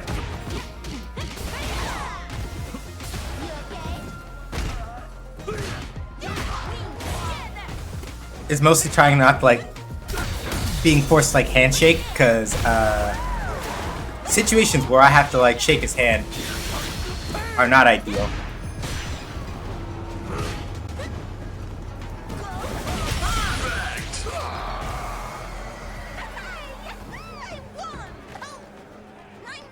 Get ready, fighters. Triumph or die.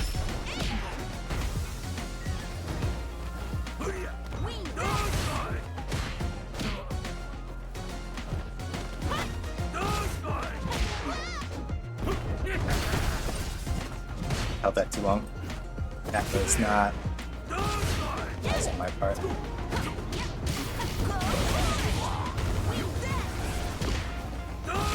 Yep.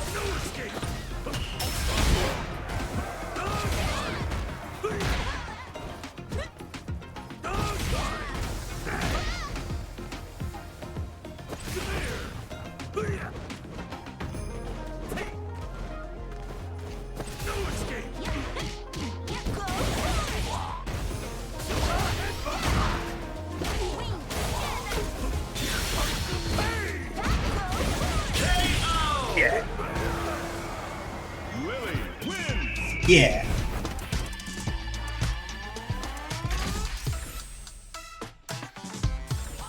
It's showtime. Face it straight.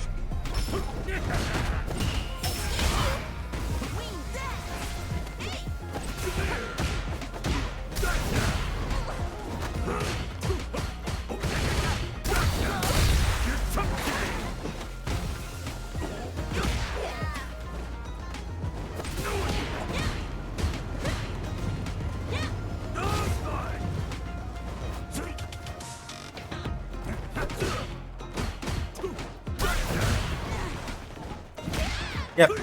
That's fair.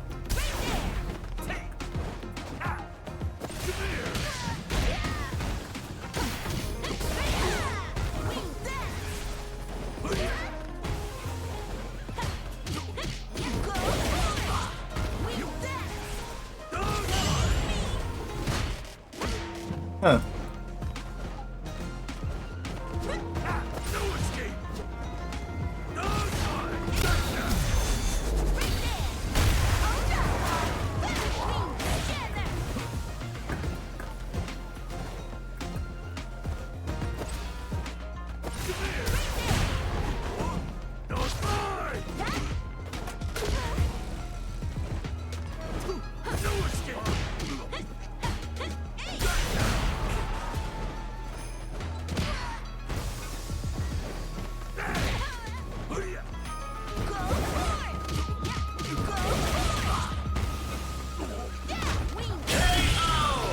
That's what I was hoping for. Like the moment I got that standing heavy, I'm like, I think I can do Condor Wind and get the chip out. And I did by like the skin of my teeth. Yeah, like when Honda's standing still like that, that's not like headbutt charge. Like that, not a headbutt charge, right? But if he's walking backward or like crouching, right? Either of those could be could be a headbutt charge, basically. Too early.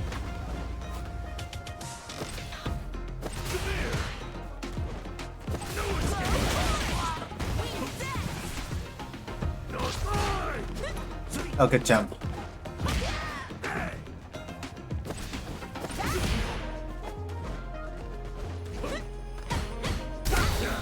Ah, too late.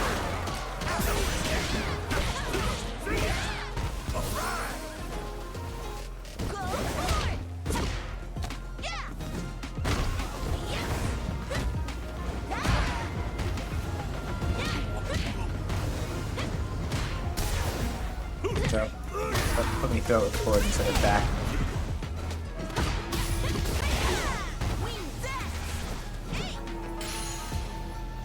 Yeah, they got the drive advantage now, so I need to just kind of take it really easy for a little bit.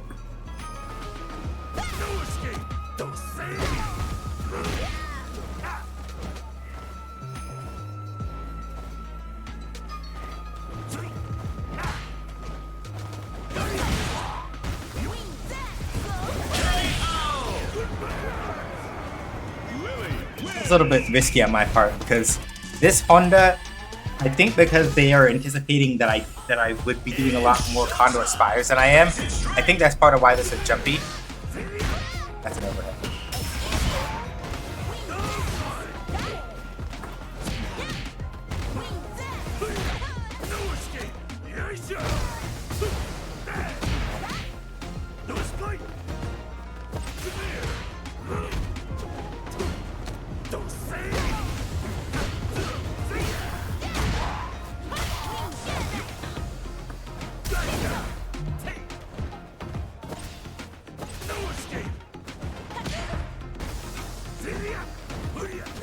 Care about how much ground I'm giving up.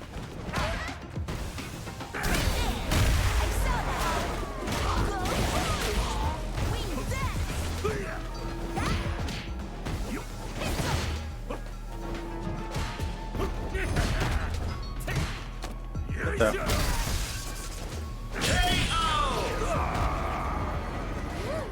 Either they tried to take my hand and I stuffed it, or something else. I'm not sure. Good throw.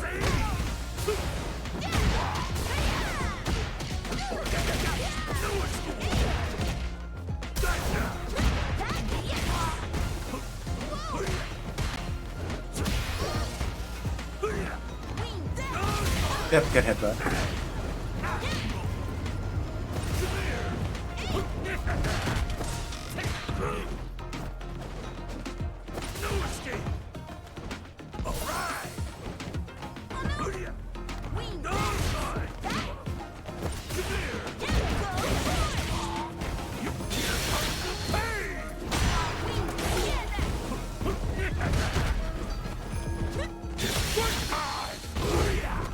Why'd you do that?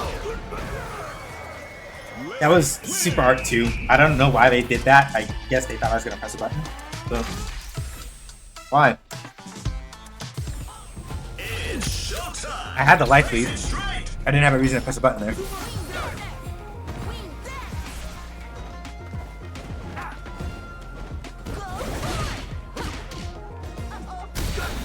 Ah, didn't react in time. Jab hit against the drive impact, but I didn't respond correctly.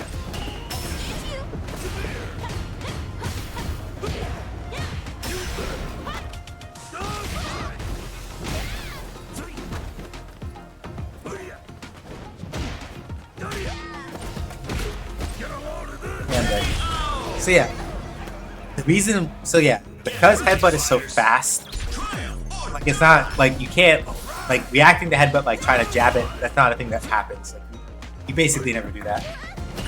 Not never in the sense of like, oh, it's not a thing you should do. It's as in you are almost never going to be able to like react to like headbutt in time if Honda is like setting it up correctly.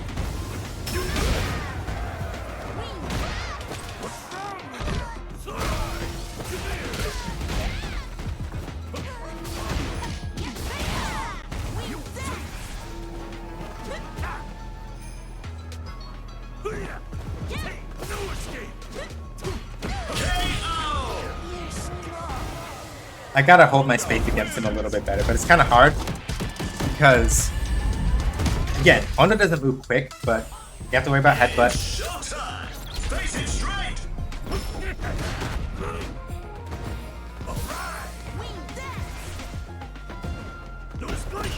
And he does have fairly beefy buttons, right?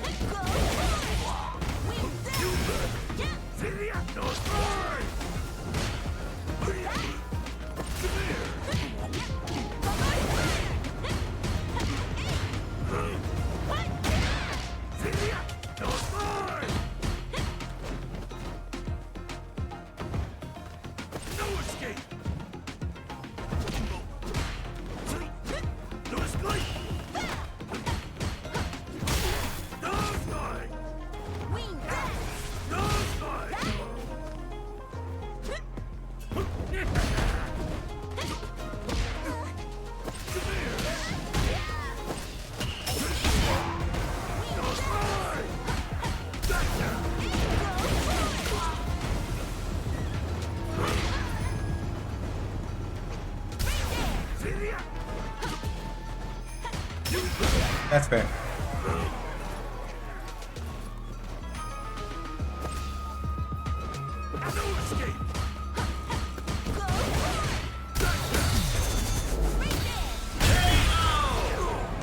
There we go.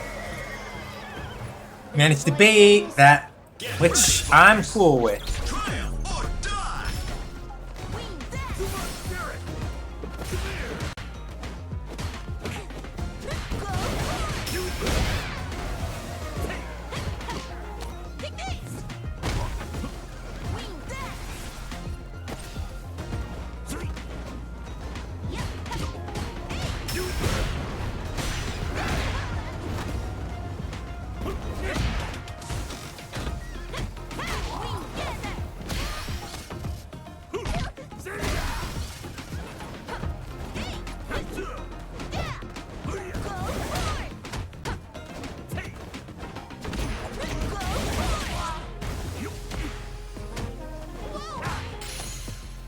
So, you're gonna put me back in the corner? No, you're not.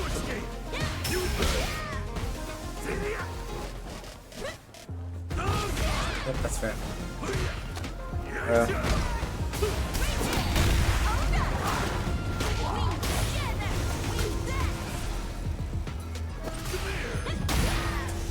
Handshake.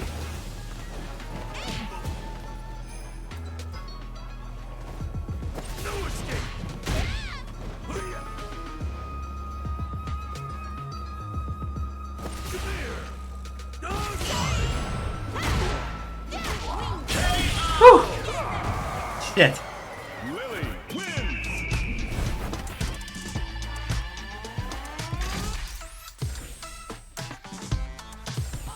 It's showtime! Face it straight!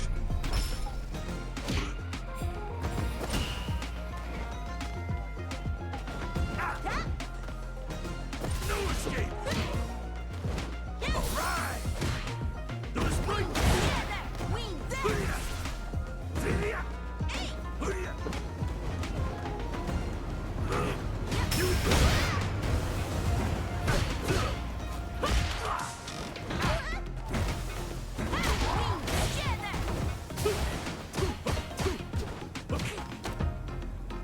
So,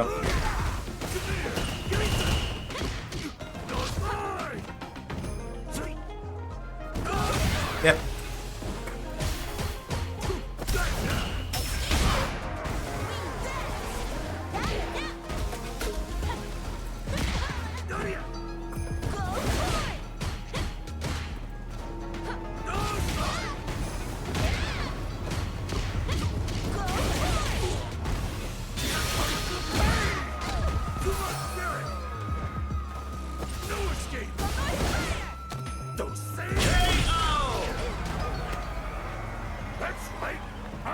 Get ready, fighters! Triumph or die! Alright!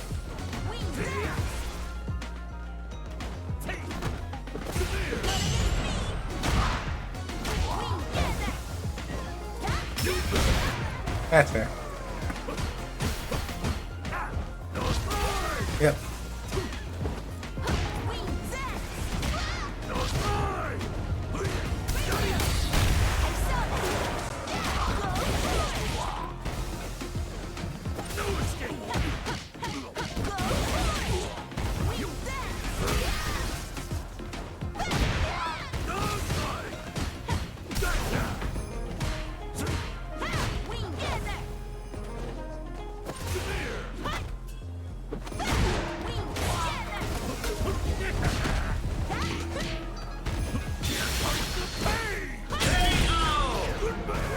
Yes. Final round! Yes.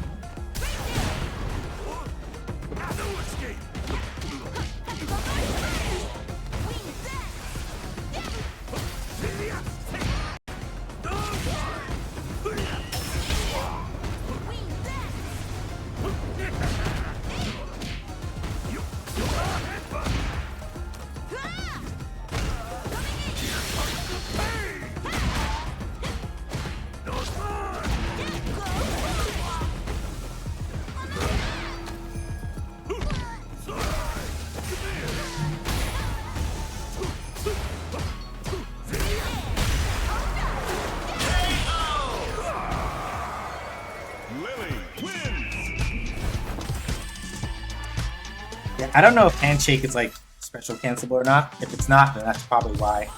It's showtime. Face it straight.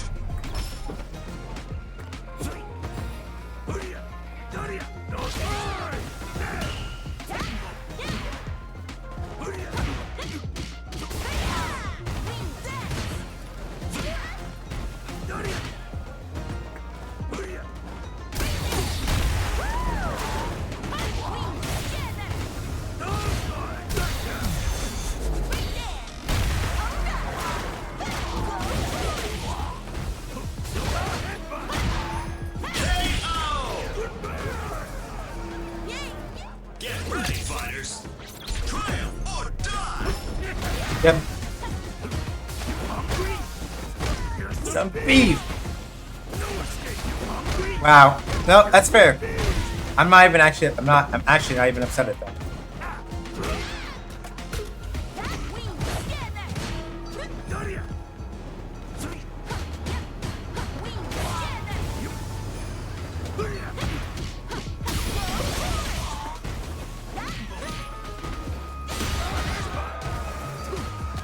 That's good. Let's send this. Yeah.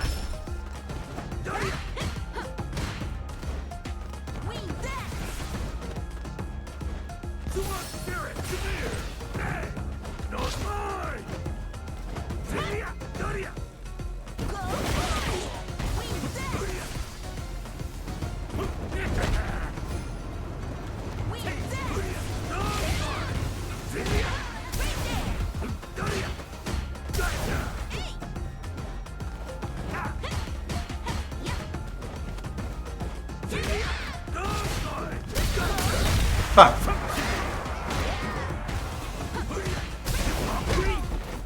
Do some beef.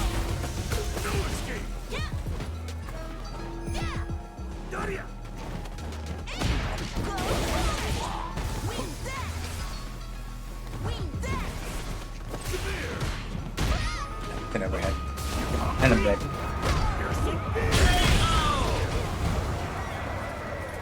Honda wins.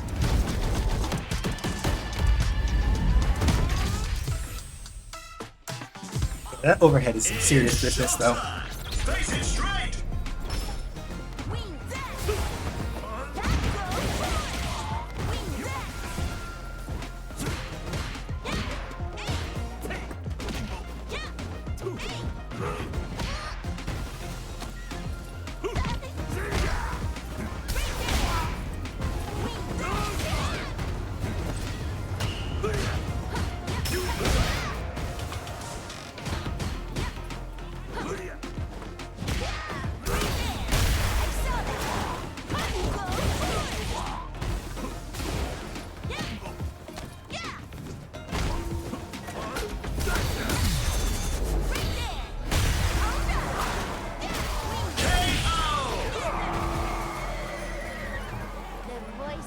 Get ready, fighters.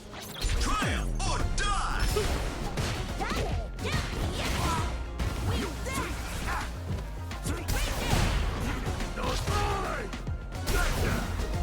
Ooh. Oh, so short.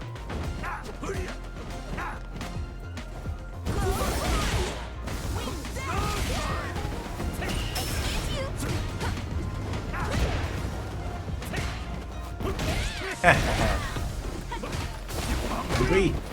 Here's some beef.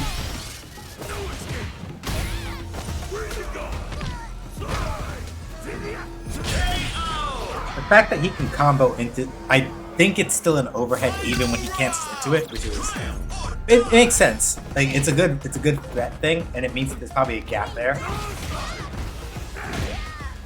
But plus.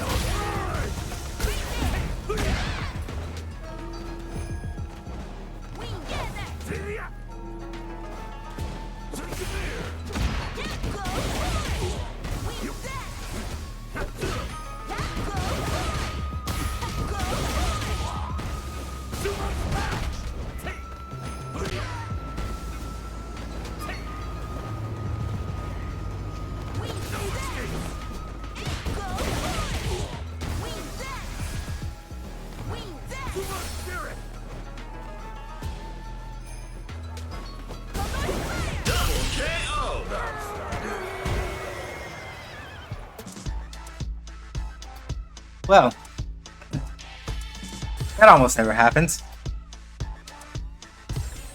It's showtime! Face it straight! Alright!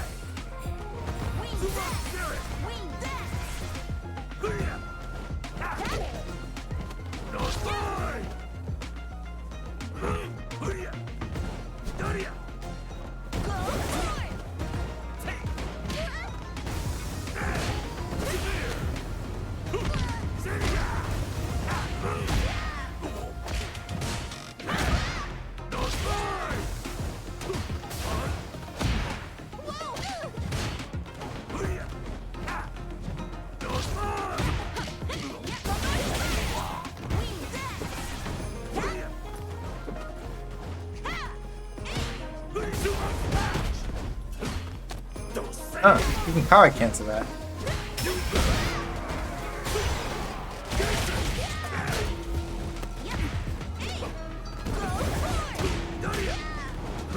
So yeah, that's why this Honda is jumping so much, because they really do not want to get hit by yeah,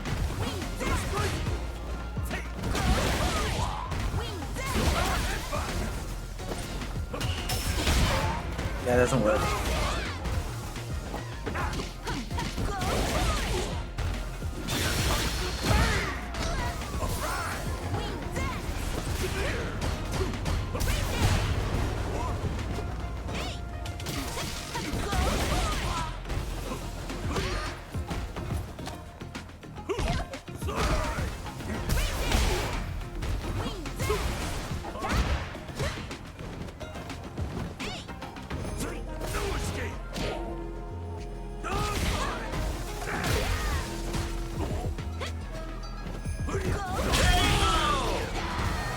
Yeah, and the thing about Headbutt is that I believe it does have at least some invulnerability to aerial attacks.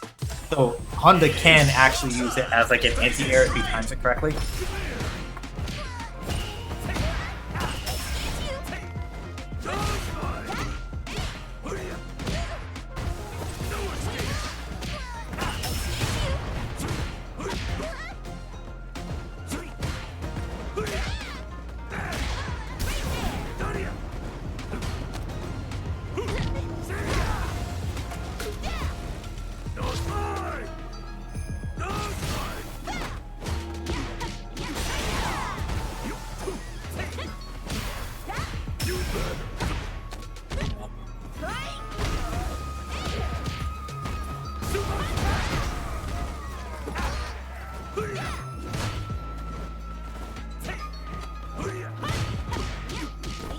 Okay, I didn't have meter, that doesn't work. If I was gonna do that, I should have canceled into super.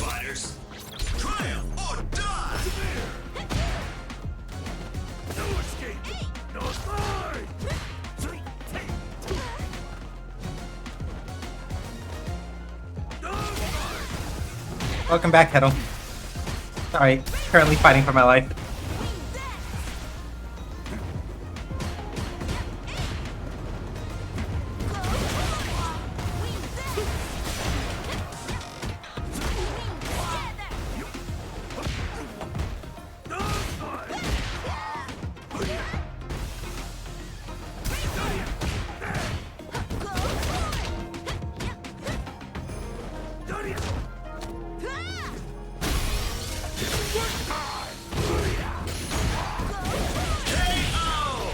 Yeah, welcome back. Fighting Final Life because it's Honda, so you know.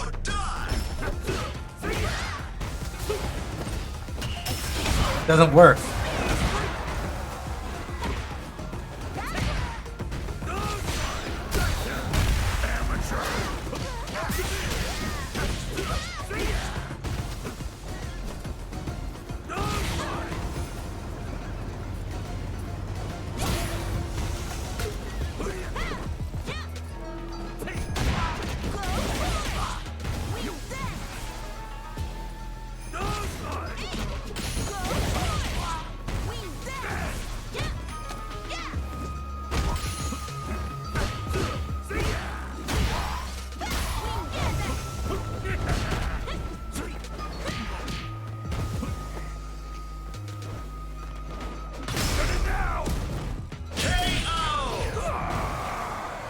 Yeah, this Honda is jumpy because they don't want to try to contend with me doing condors on the ground and things like that.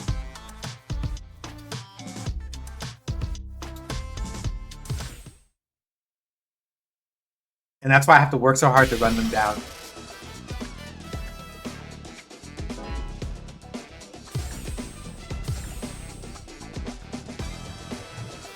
Because they were very intent on not having to like actually engage with me. They were very much in a I don't like nope, don't touch me, nope, don't touch me kind of mood. Right? And so that's the part I had to kind of like work around.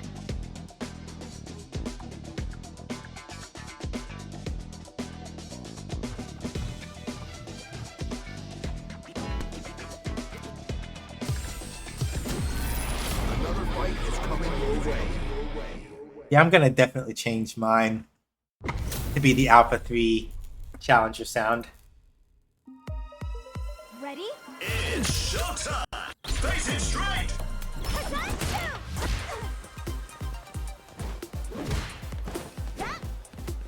Ground start Hazanchu is most certainly a choice.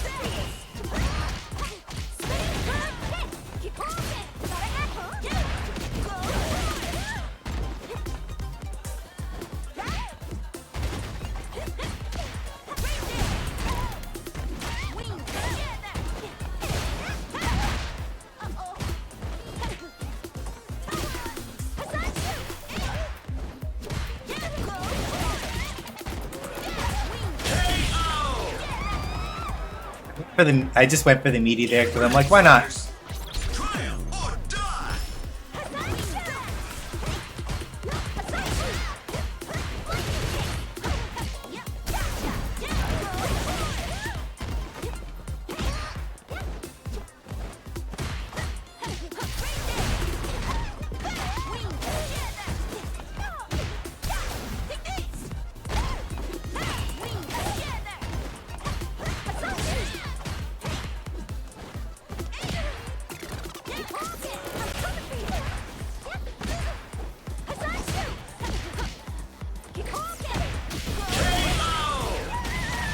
Nah, you're not there yet. Lily wins. I respect that you're trying, but you're not there yet. It's showtime! Face it straight! So the thing about Chun-Li is that she moves faster than Lily and has really good pokes and things like that. But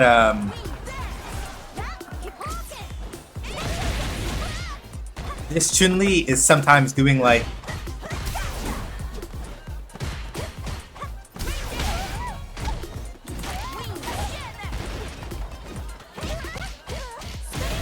better.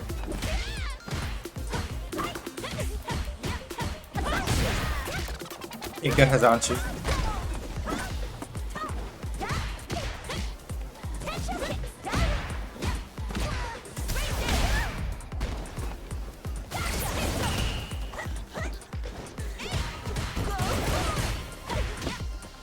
Here we go.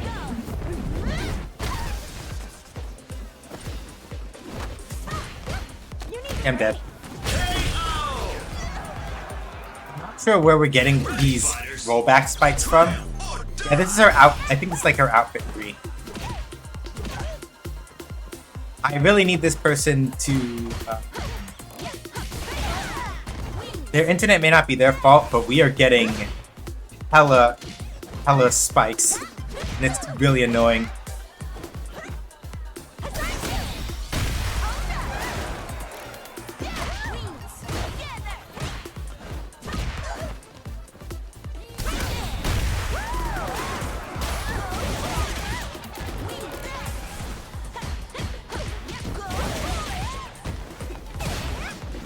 Yep, got too desperate. You got too desperate. Final round! Triumph or die!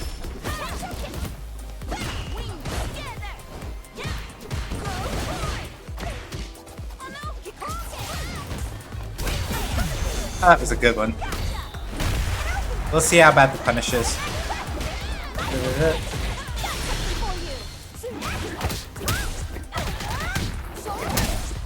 10 run car. Alright. Yeah.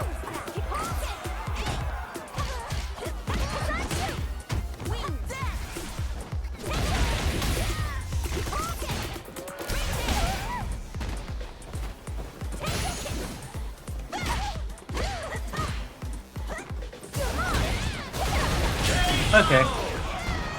Yeah, we're not running that back. Because literally, I don't know if it's them or me, but probably them. That was not a good connection.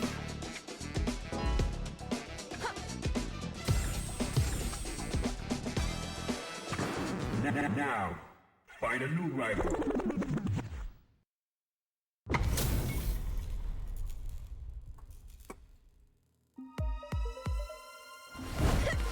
I'm ready. I'm not gonna lose. It's showtime! Face it straight!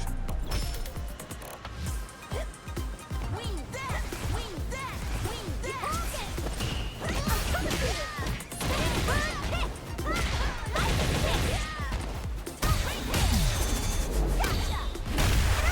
Alright.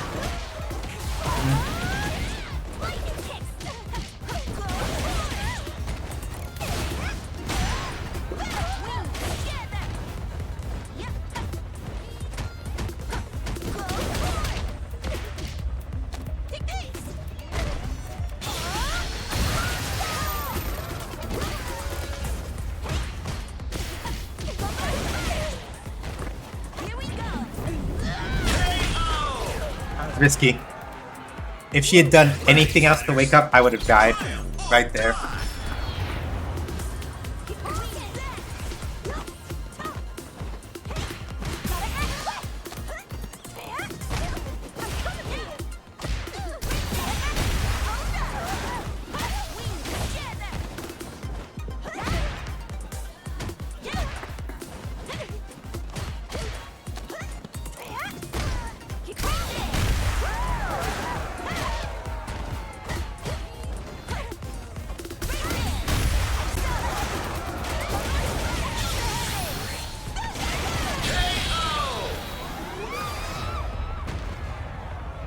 Lily wins.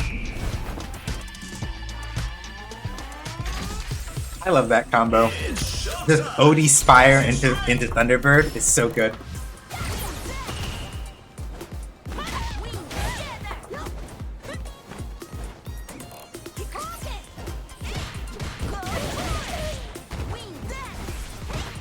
Yep, that was too slow on my part. I tried to press 2FK there.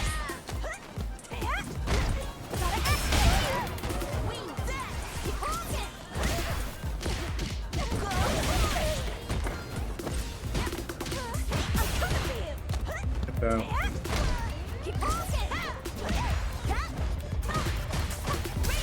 So.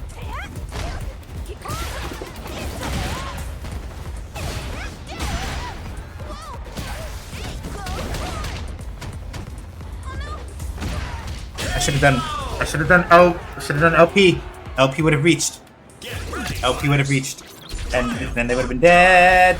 But I fucked it up. That's my fault. The thing about Lily's command throws is that the stronger the button, the shorter the range, basically. But then the more damage it does. So in a lot of situations, if you're like... In a lot of situations, if you...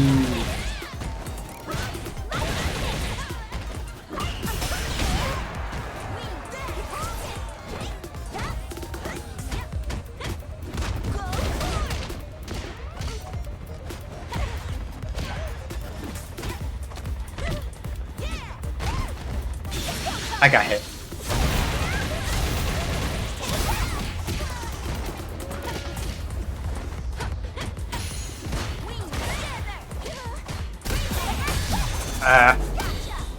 I'm dead. Chun-Li wins.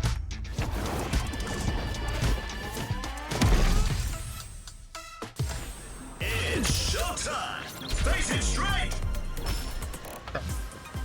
So what I was saying is that when it comes to using Lily's command throw,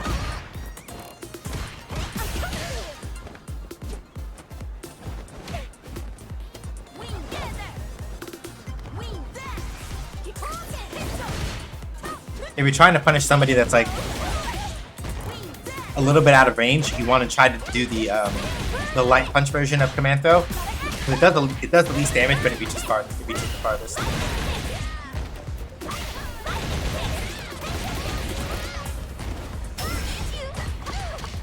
Yeah, that was good. So, Get ready, fighters. Triumph or die.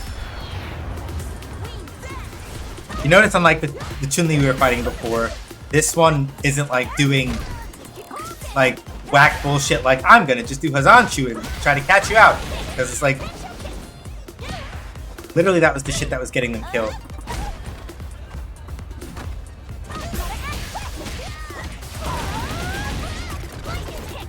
Oh, but that dropped. That would have hurt me a lot.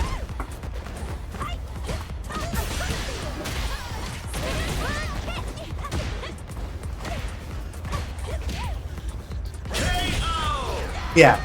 The hard part about fighting against Chun-Li is that literally, because of the way her movement speed and her pokes work, there are certain spaces at which she can contest Lily really well. I wish you'd just hit the quit button instead of waiting. Making me wait sucks. But like, because of how and the feeling of some of that, right? It's like, Here comes a new challenger. it can be rough.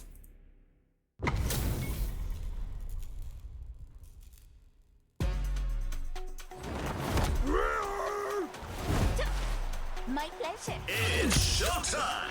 Face it straight.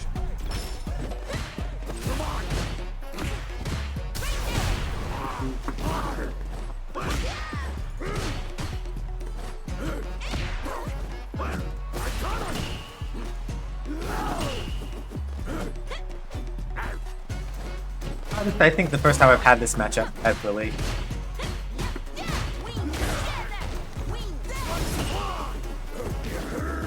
So, basically the way that you deal with horizontal Blanca Ball, the same way that you deal with Honda Headbutt.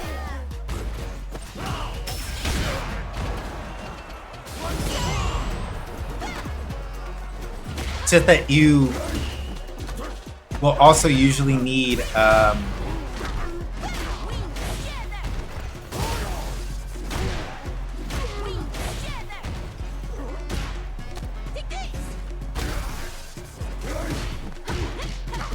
you also have to figure out which one of your moves will reach far enough to like actually punch punch Blanca in his nose after horizontal Blanca Ball. Because if you don't, you run into a situation where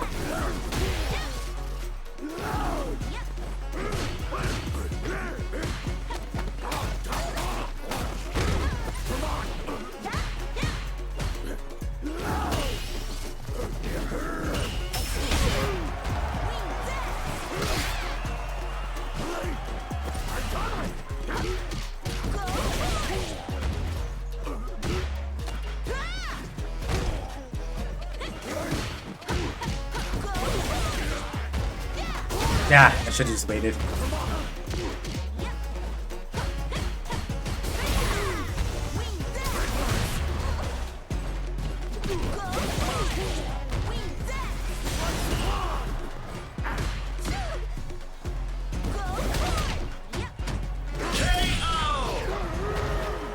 Yeah, the thing about Blanca is that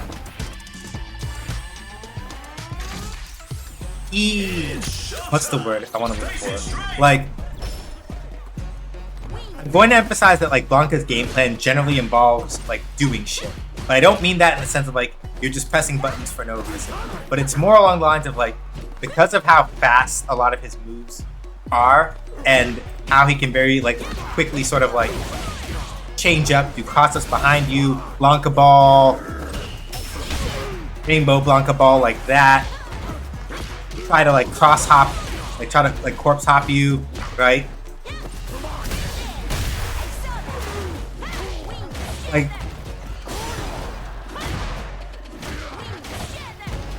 when I say that Blanca wants to be doing stuff, that's the sort of thing I mean, right?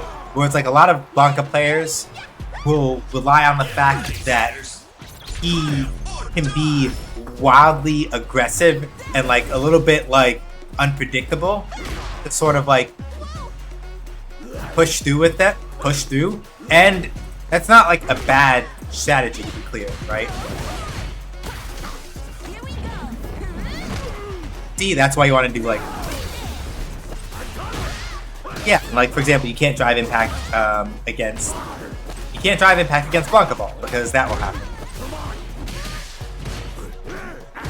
Yeah, you see that? Like,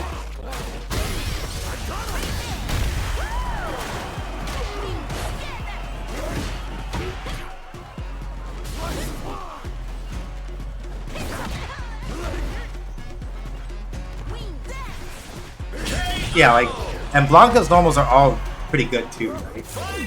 So it's one of those things where the main weakness of Blanca, so to speak, is that if he overextends,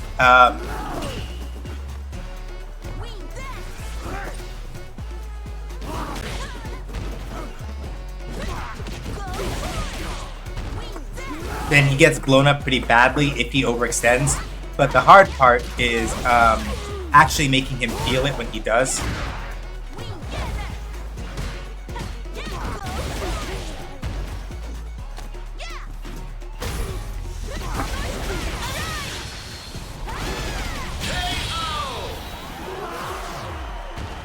Like, that's the thing, right? Like, in order to really like make Blanca feel it, you have to spend a lot of time on your toes doing things like parrying Blanca Ball, trying not to get hit by like short ball mix-ups when he does those, not getting like fucked up by like him doing like cross-up corpse hops, faking the corpse hop, like it's a lot of like little shit that he does that will absolutely like get you messed up if you're not looking for it.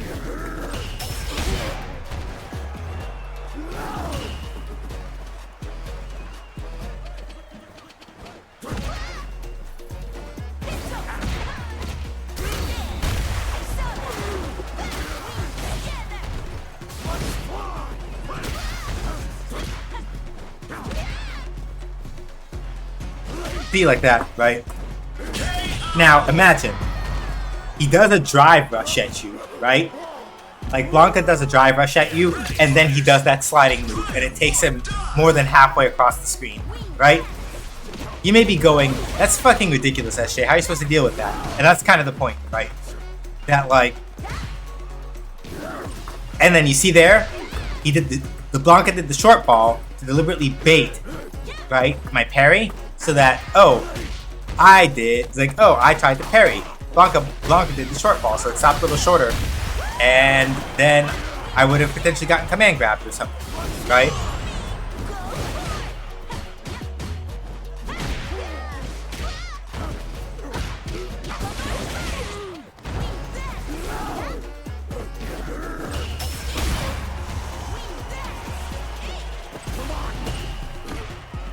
Like, you saw that, right? You saw how far that one drive rush took him, right? Now imagine him doing that and then doing the slide, right? See? Remember how I meant? Oh, I'm dead. You remember how I said before, right?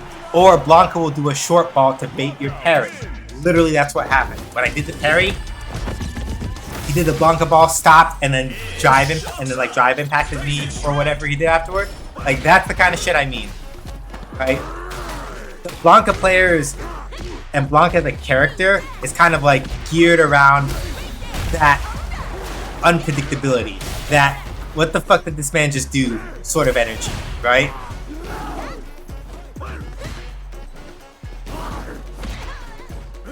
But basically, to play Blanca in that, you see, there's the short ball again.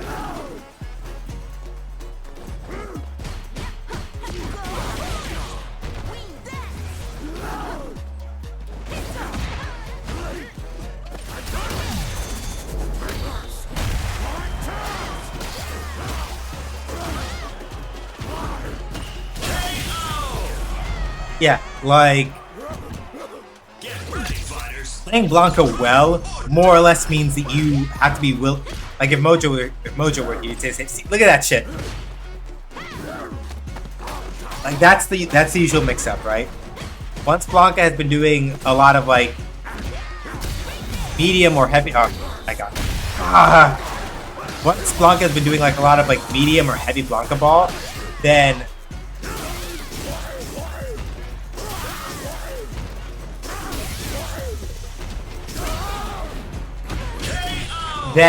he's free to start doing stuff like, I'm gonna do light Blanca ball, stop short, and then throw you when you try to parry, or other things of that nature. And so, like,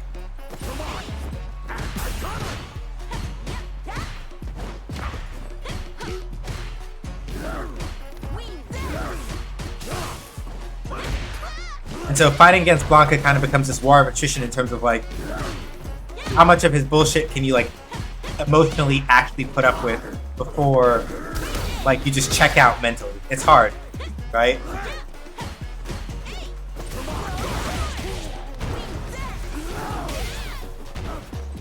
Because then you start wondering, oh god, which Blanca ball is it going to be and stuff like that, right?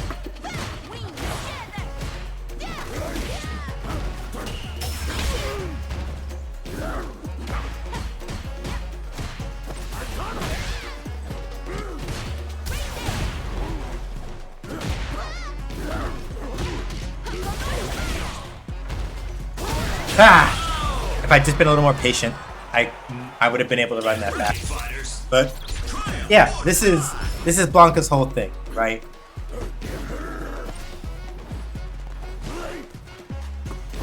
And again, it's not like bad. There are people who are like, oh, Blanca just spams this and so he's like a loser, whatever, right? But a lot of this is just predicated on whether or not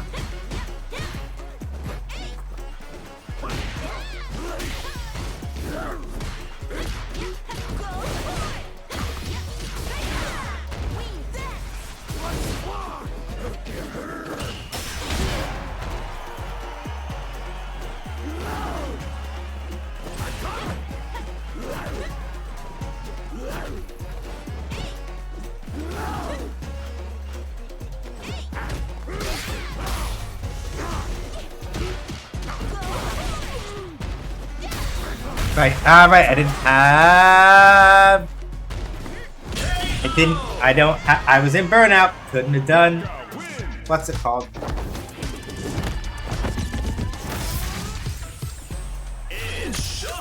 That's my own fault. I was in burnout, so there is like, nothing I could have done against that drive impact except maybe super, and I don't know if I would have had time to do it, like reaction time wise.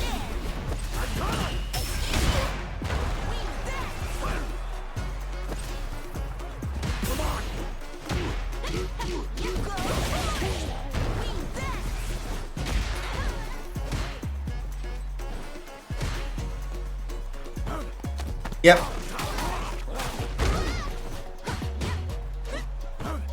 Surprise hop, baby. He can use that the corpse hop, by the way. If Blanca knocks you down and then does surprise hop next to you, he will in fact just hop over your body if you're not in the corner. It's cool.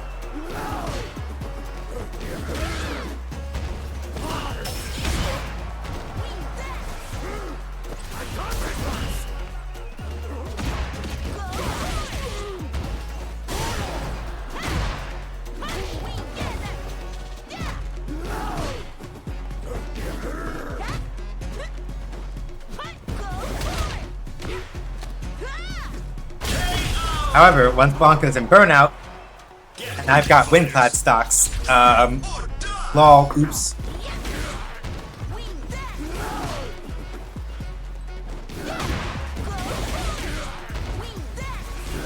I didn't even know that was gonna work. Whoa, see? Blanca players always have some kind of new scheme up their sleeve. Literally did drive, rush, surprise, hop, the corpse hop. Like, that's so vile. But like, that's the kind of, and I don't mean that in like a, oh, it's cheap way. Just like an absolutely like fucking, I'm trying to think of a good alternative. Just absolutely fucking wild. Like, literally just Blanca players going apeshit. It's great.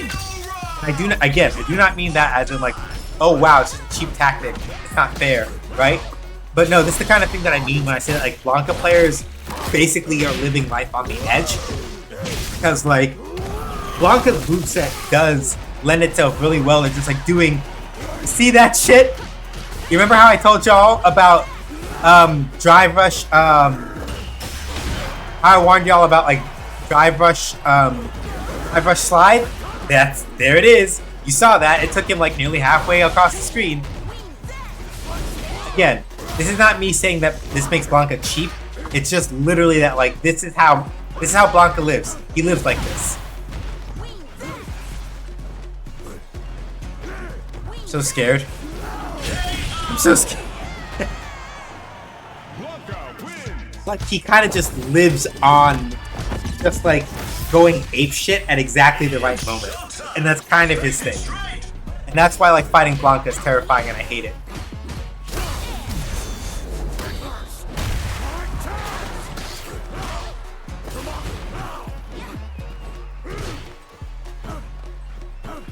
See?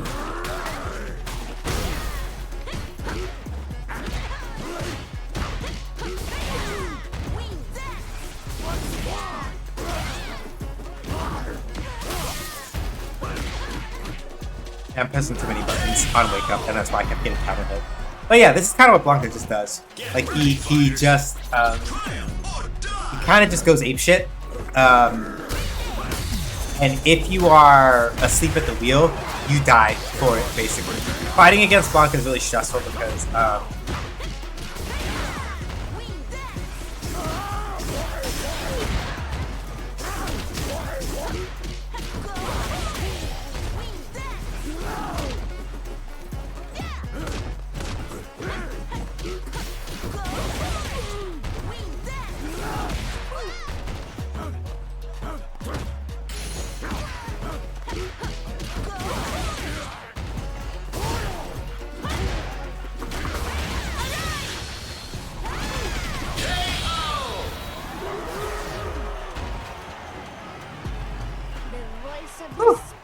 we're there.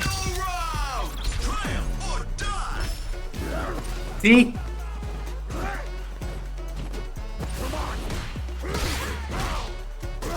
Again, like this is not me saying that like Blanca's like busted or whatever. Like this is just the Blanca matchup. Like you just spend a lot of time trying to like figure out what specifically Blanca bullshit you're dealing with against the specific Blanca that you're fighting against, right? And that's what makes this matchup really, really hard. Because it'll just be like, okay, what incredible bullshit did this particular Blanca think of, and can I deal with it?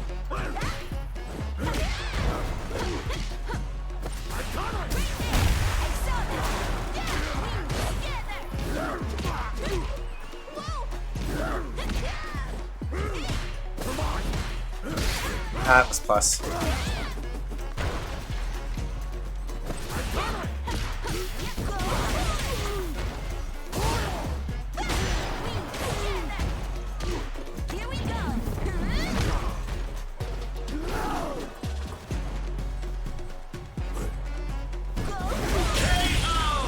They waited too long, and I had Windclad's Fire on deck.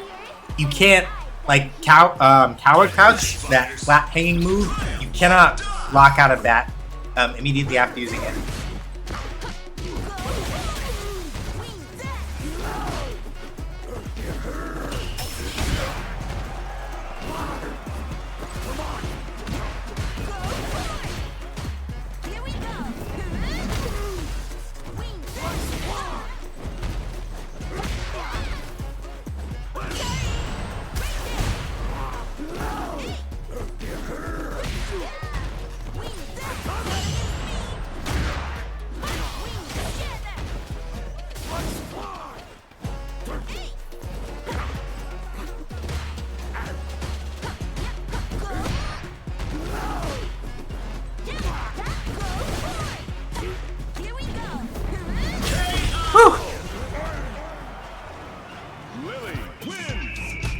Okay. I want to give them like a good 2 more, I think, and then win or lose, I'll let it go.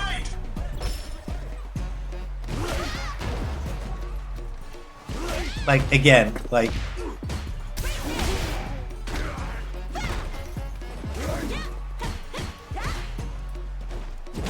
again, Blanca players are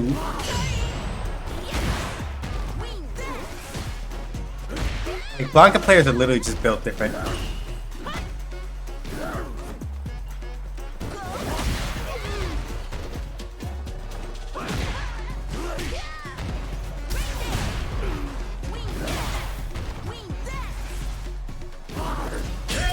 See? Did medium ball just to stop and bait the parry and then kick me in my face. They're a different breed.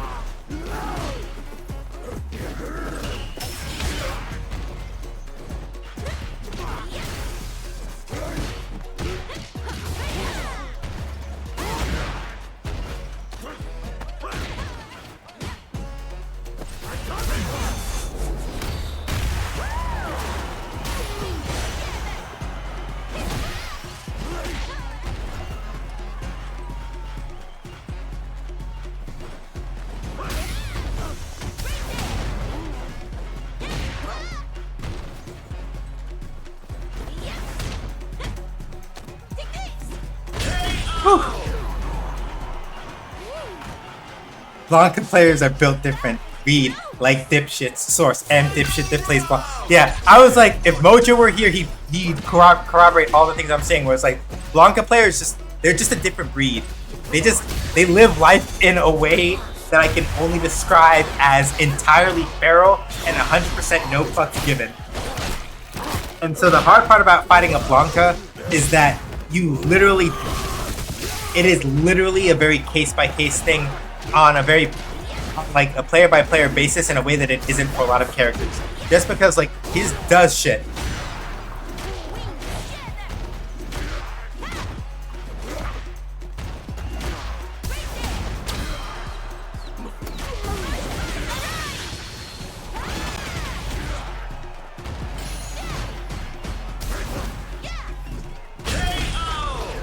It doesn't help that Blanca is good in this game, it emboldens us. Yeah, like, even with whatever changes Blanca got, he's still really strong. So it's one of those things where, like, yeah, like...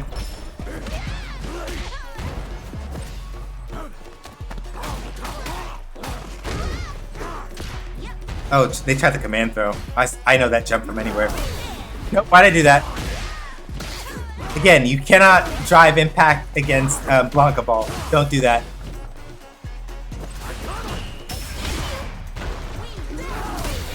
Fuck!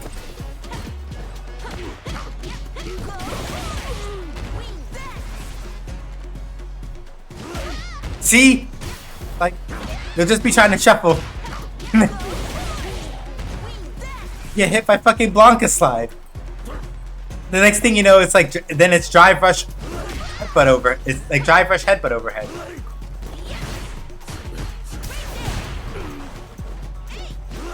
Like, Blanca players are just a different breed. It's just what it is. Like, Blanca players are possessed of a great and terrible evil, and I do not know any other way to explain it other than that. See?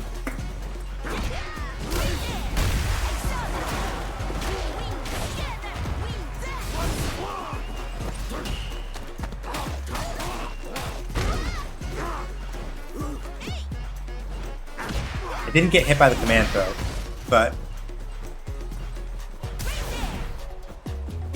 see, that's what they're waiting for. But the thing is that slide isn't safe.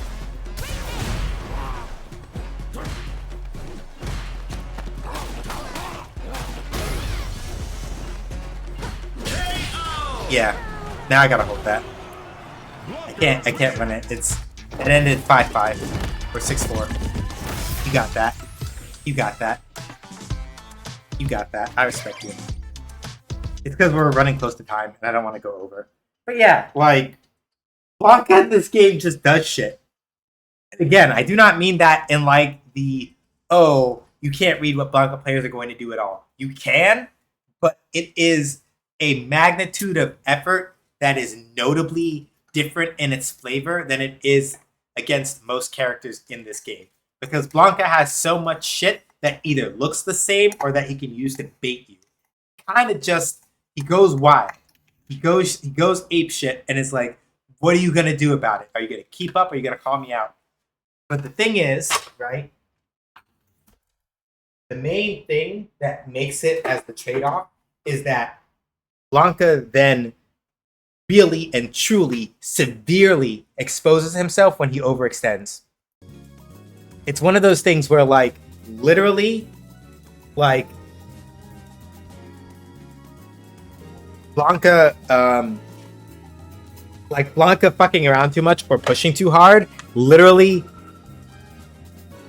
you look at him, you catch it, you like breathe funny on him, and he dies.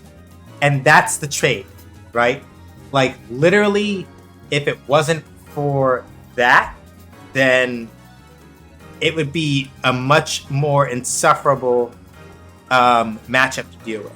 But the main trade-off that Blanca makes for basically being so ridiculously, like, scary, obnoxious, like, apeshit feral is that if you overextend with him, you die.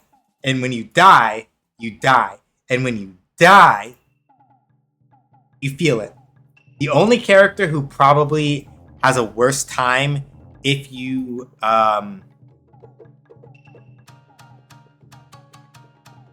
yeah, people die when they're killed. That's the way it should be. Yeah, but like the people who really and truly have like the worst possible time, well, truthfully speaking, the person who has like the worst time with it really is Akuma. Akuma's the one who like gets messed up the most when you overextend. Okay, I got 6 minutes before ads, so let's make this quick. Thanks for coming by, everybody. We're gonna go visit Ludo Draconis VT, aka KT, aka one of the people who does art for Shoot Lantern. She's currently playing some Overcooked, I believe, with a friend. I do not know which friend, but we're gonna go watch them both play Overcooked and have some fun. If you want to see my game analysis and design articles, go to cohost.org/sjhdoesgames. Past posts are up on my Medium. Streambods, youtube.com/@sjhdoesgames. That's where all of my VODs for the Twitch stream wind up after we're done. Ko-Fi. You want to support me in the stream but don't want to give money to Amazon Jeff Bezos? Ko-Fi is better. I keep $4 and change out of a $5 monthly subscription over there. That's the better spot if you're interested in supporting me directly like that.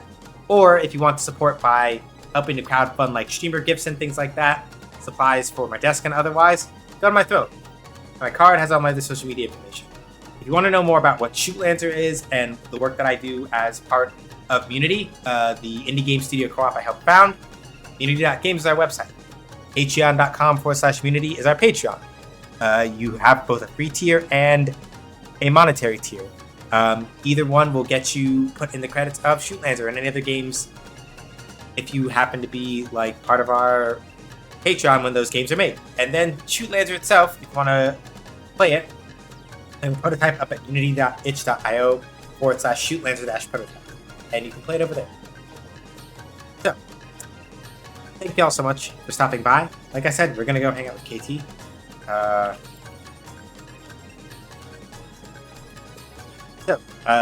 Give her an SHS raids when you get in there with your favorite emotes. Let her know who sent you. Breath of Fire 4 coming back this Sunday, 5 p.m. Eastern Time. Be there or be square. This upcoming Wednesday, more Shoot Lantern game dev stuff. 6 p.m. Eastern Time. There or be square. Next Friday, maybe we play like DNF Duel again or something. I don't know. We'll see. But thank y'all for coming by. Stay safe, wash your hands, wear a mask, don't go outside if you don't have to. Be excellent to each other. Not the bigots, racist, turfs, sexists. Anti-queer folks, Zionists. Black Lives Matter. Trans rights are human rights. Reproductive rights are human rights. Palestine must be free. The Congo must be free. Iran must be free. Caledonia must be free. And if so, right. Thank y'all. I'll see you when I see you. Take care. Bye.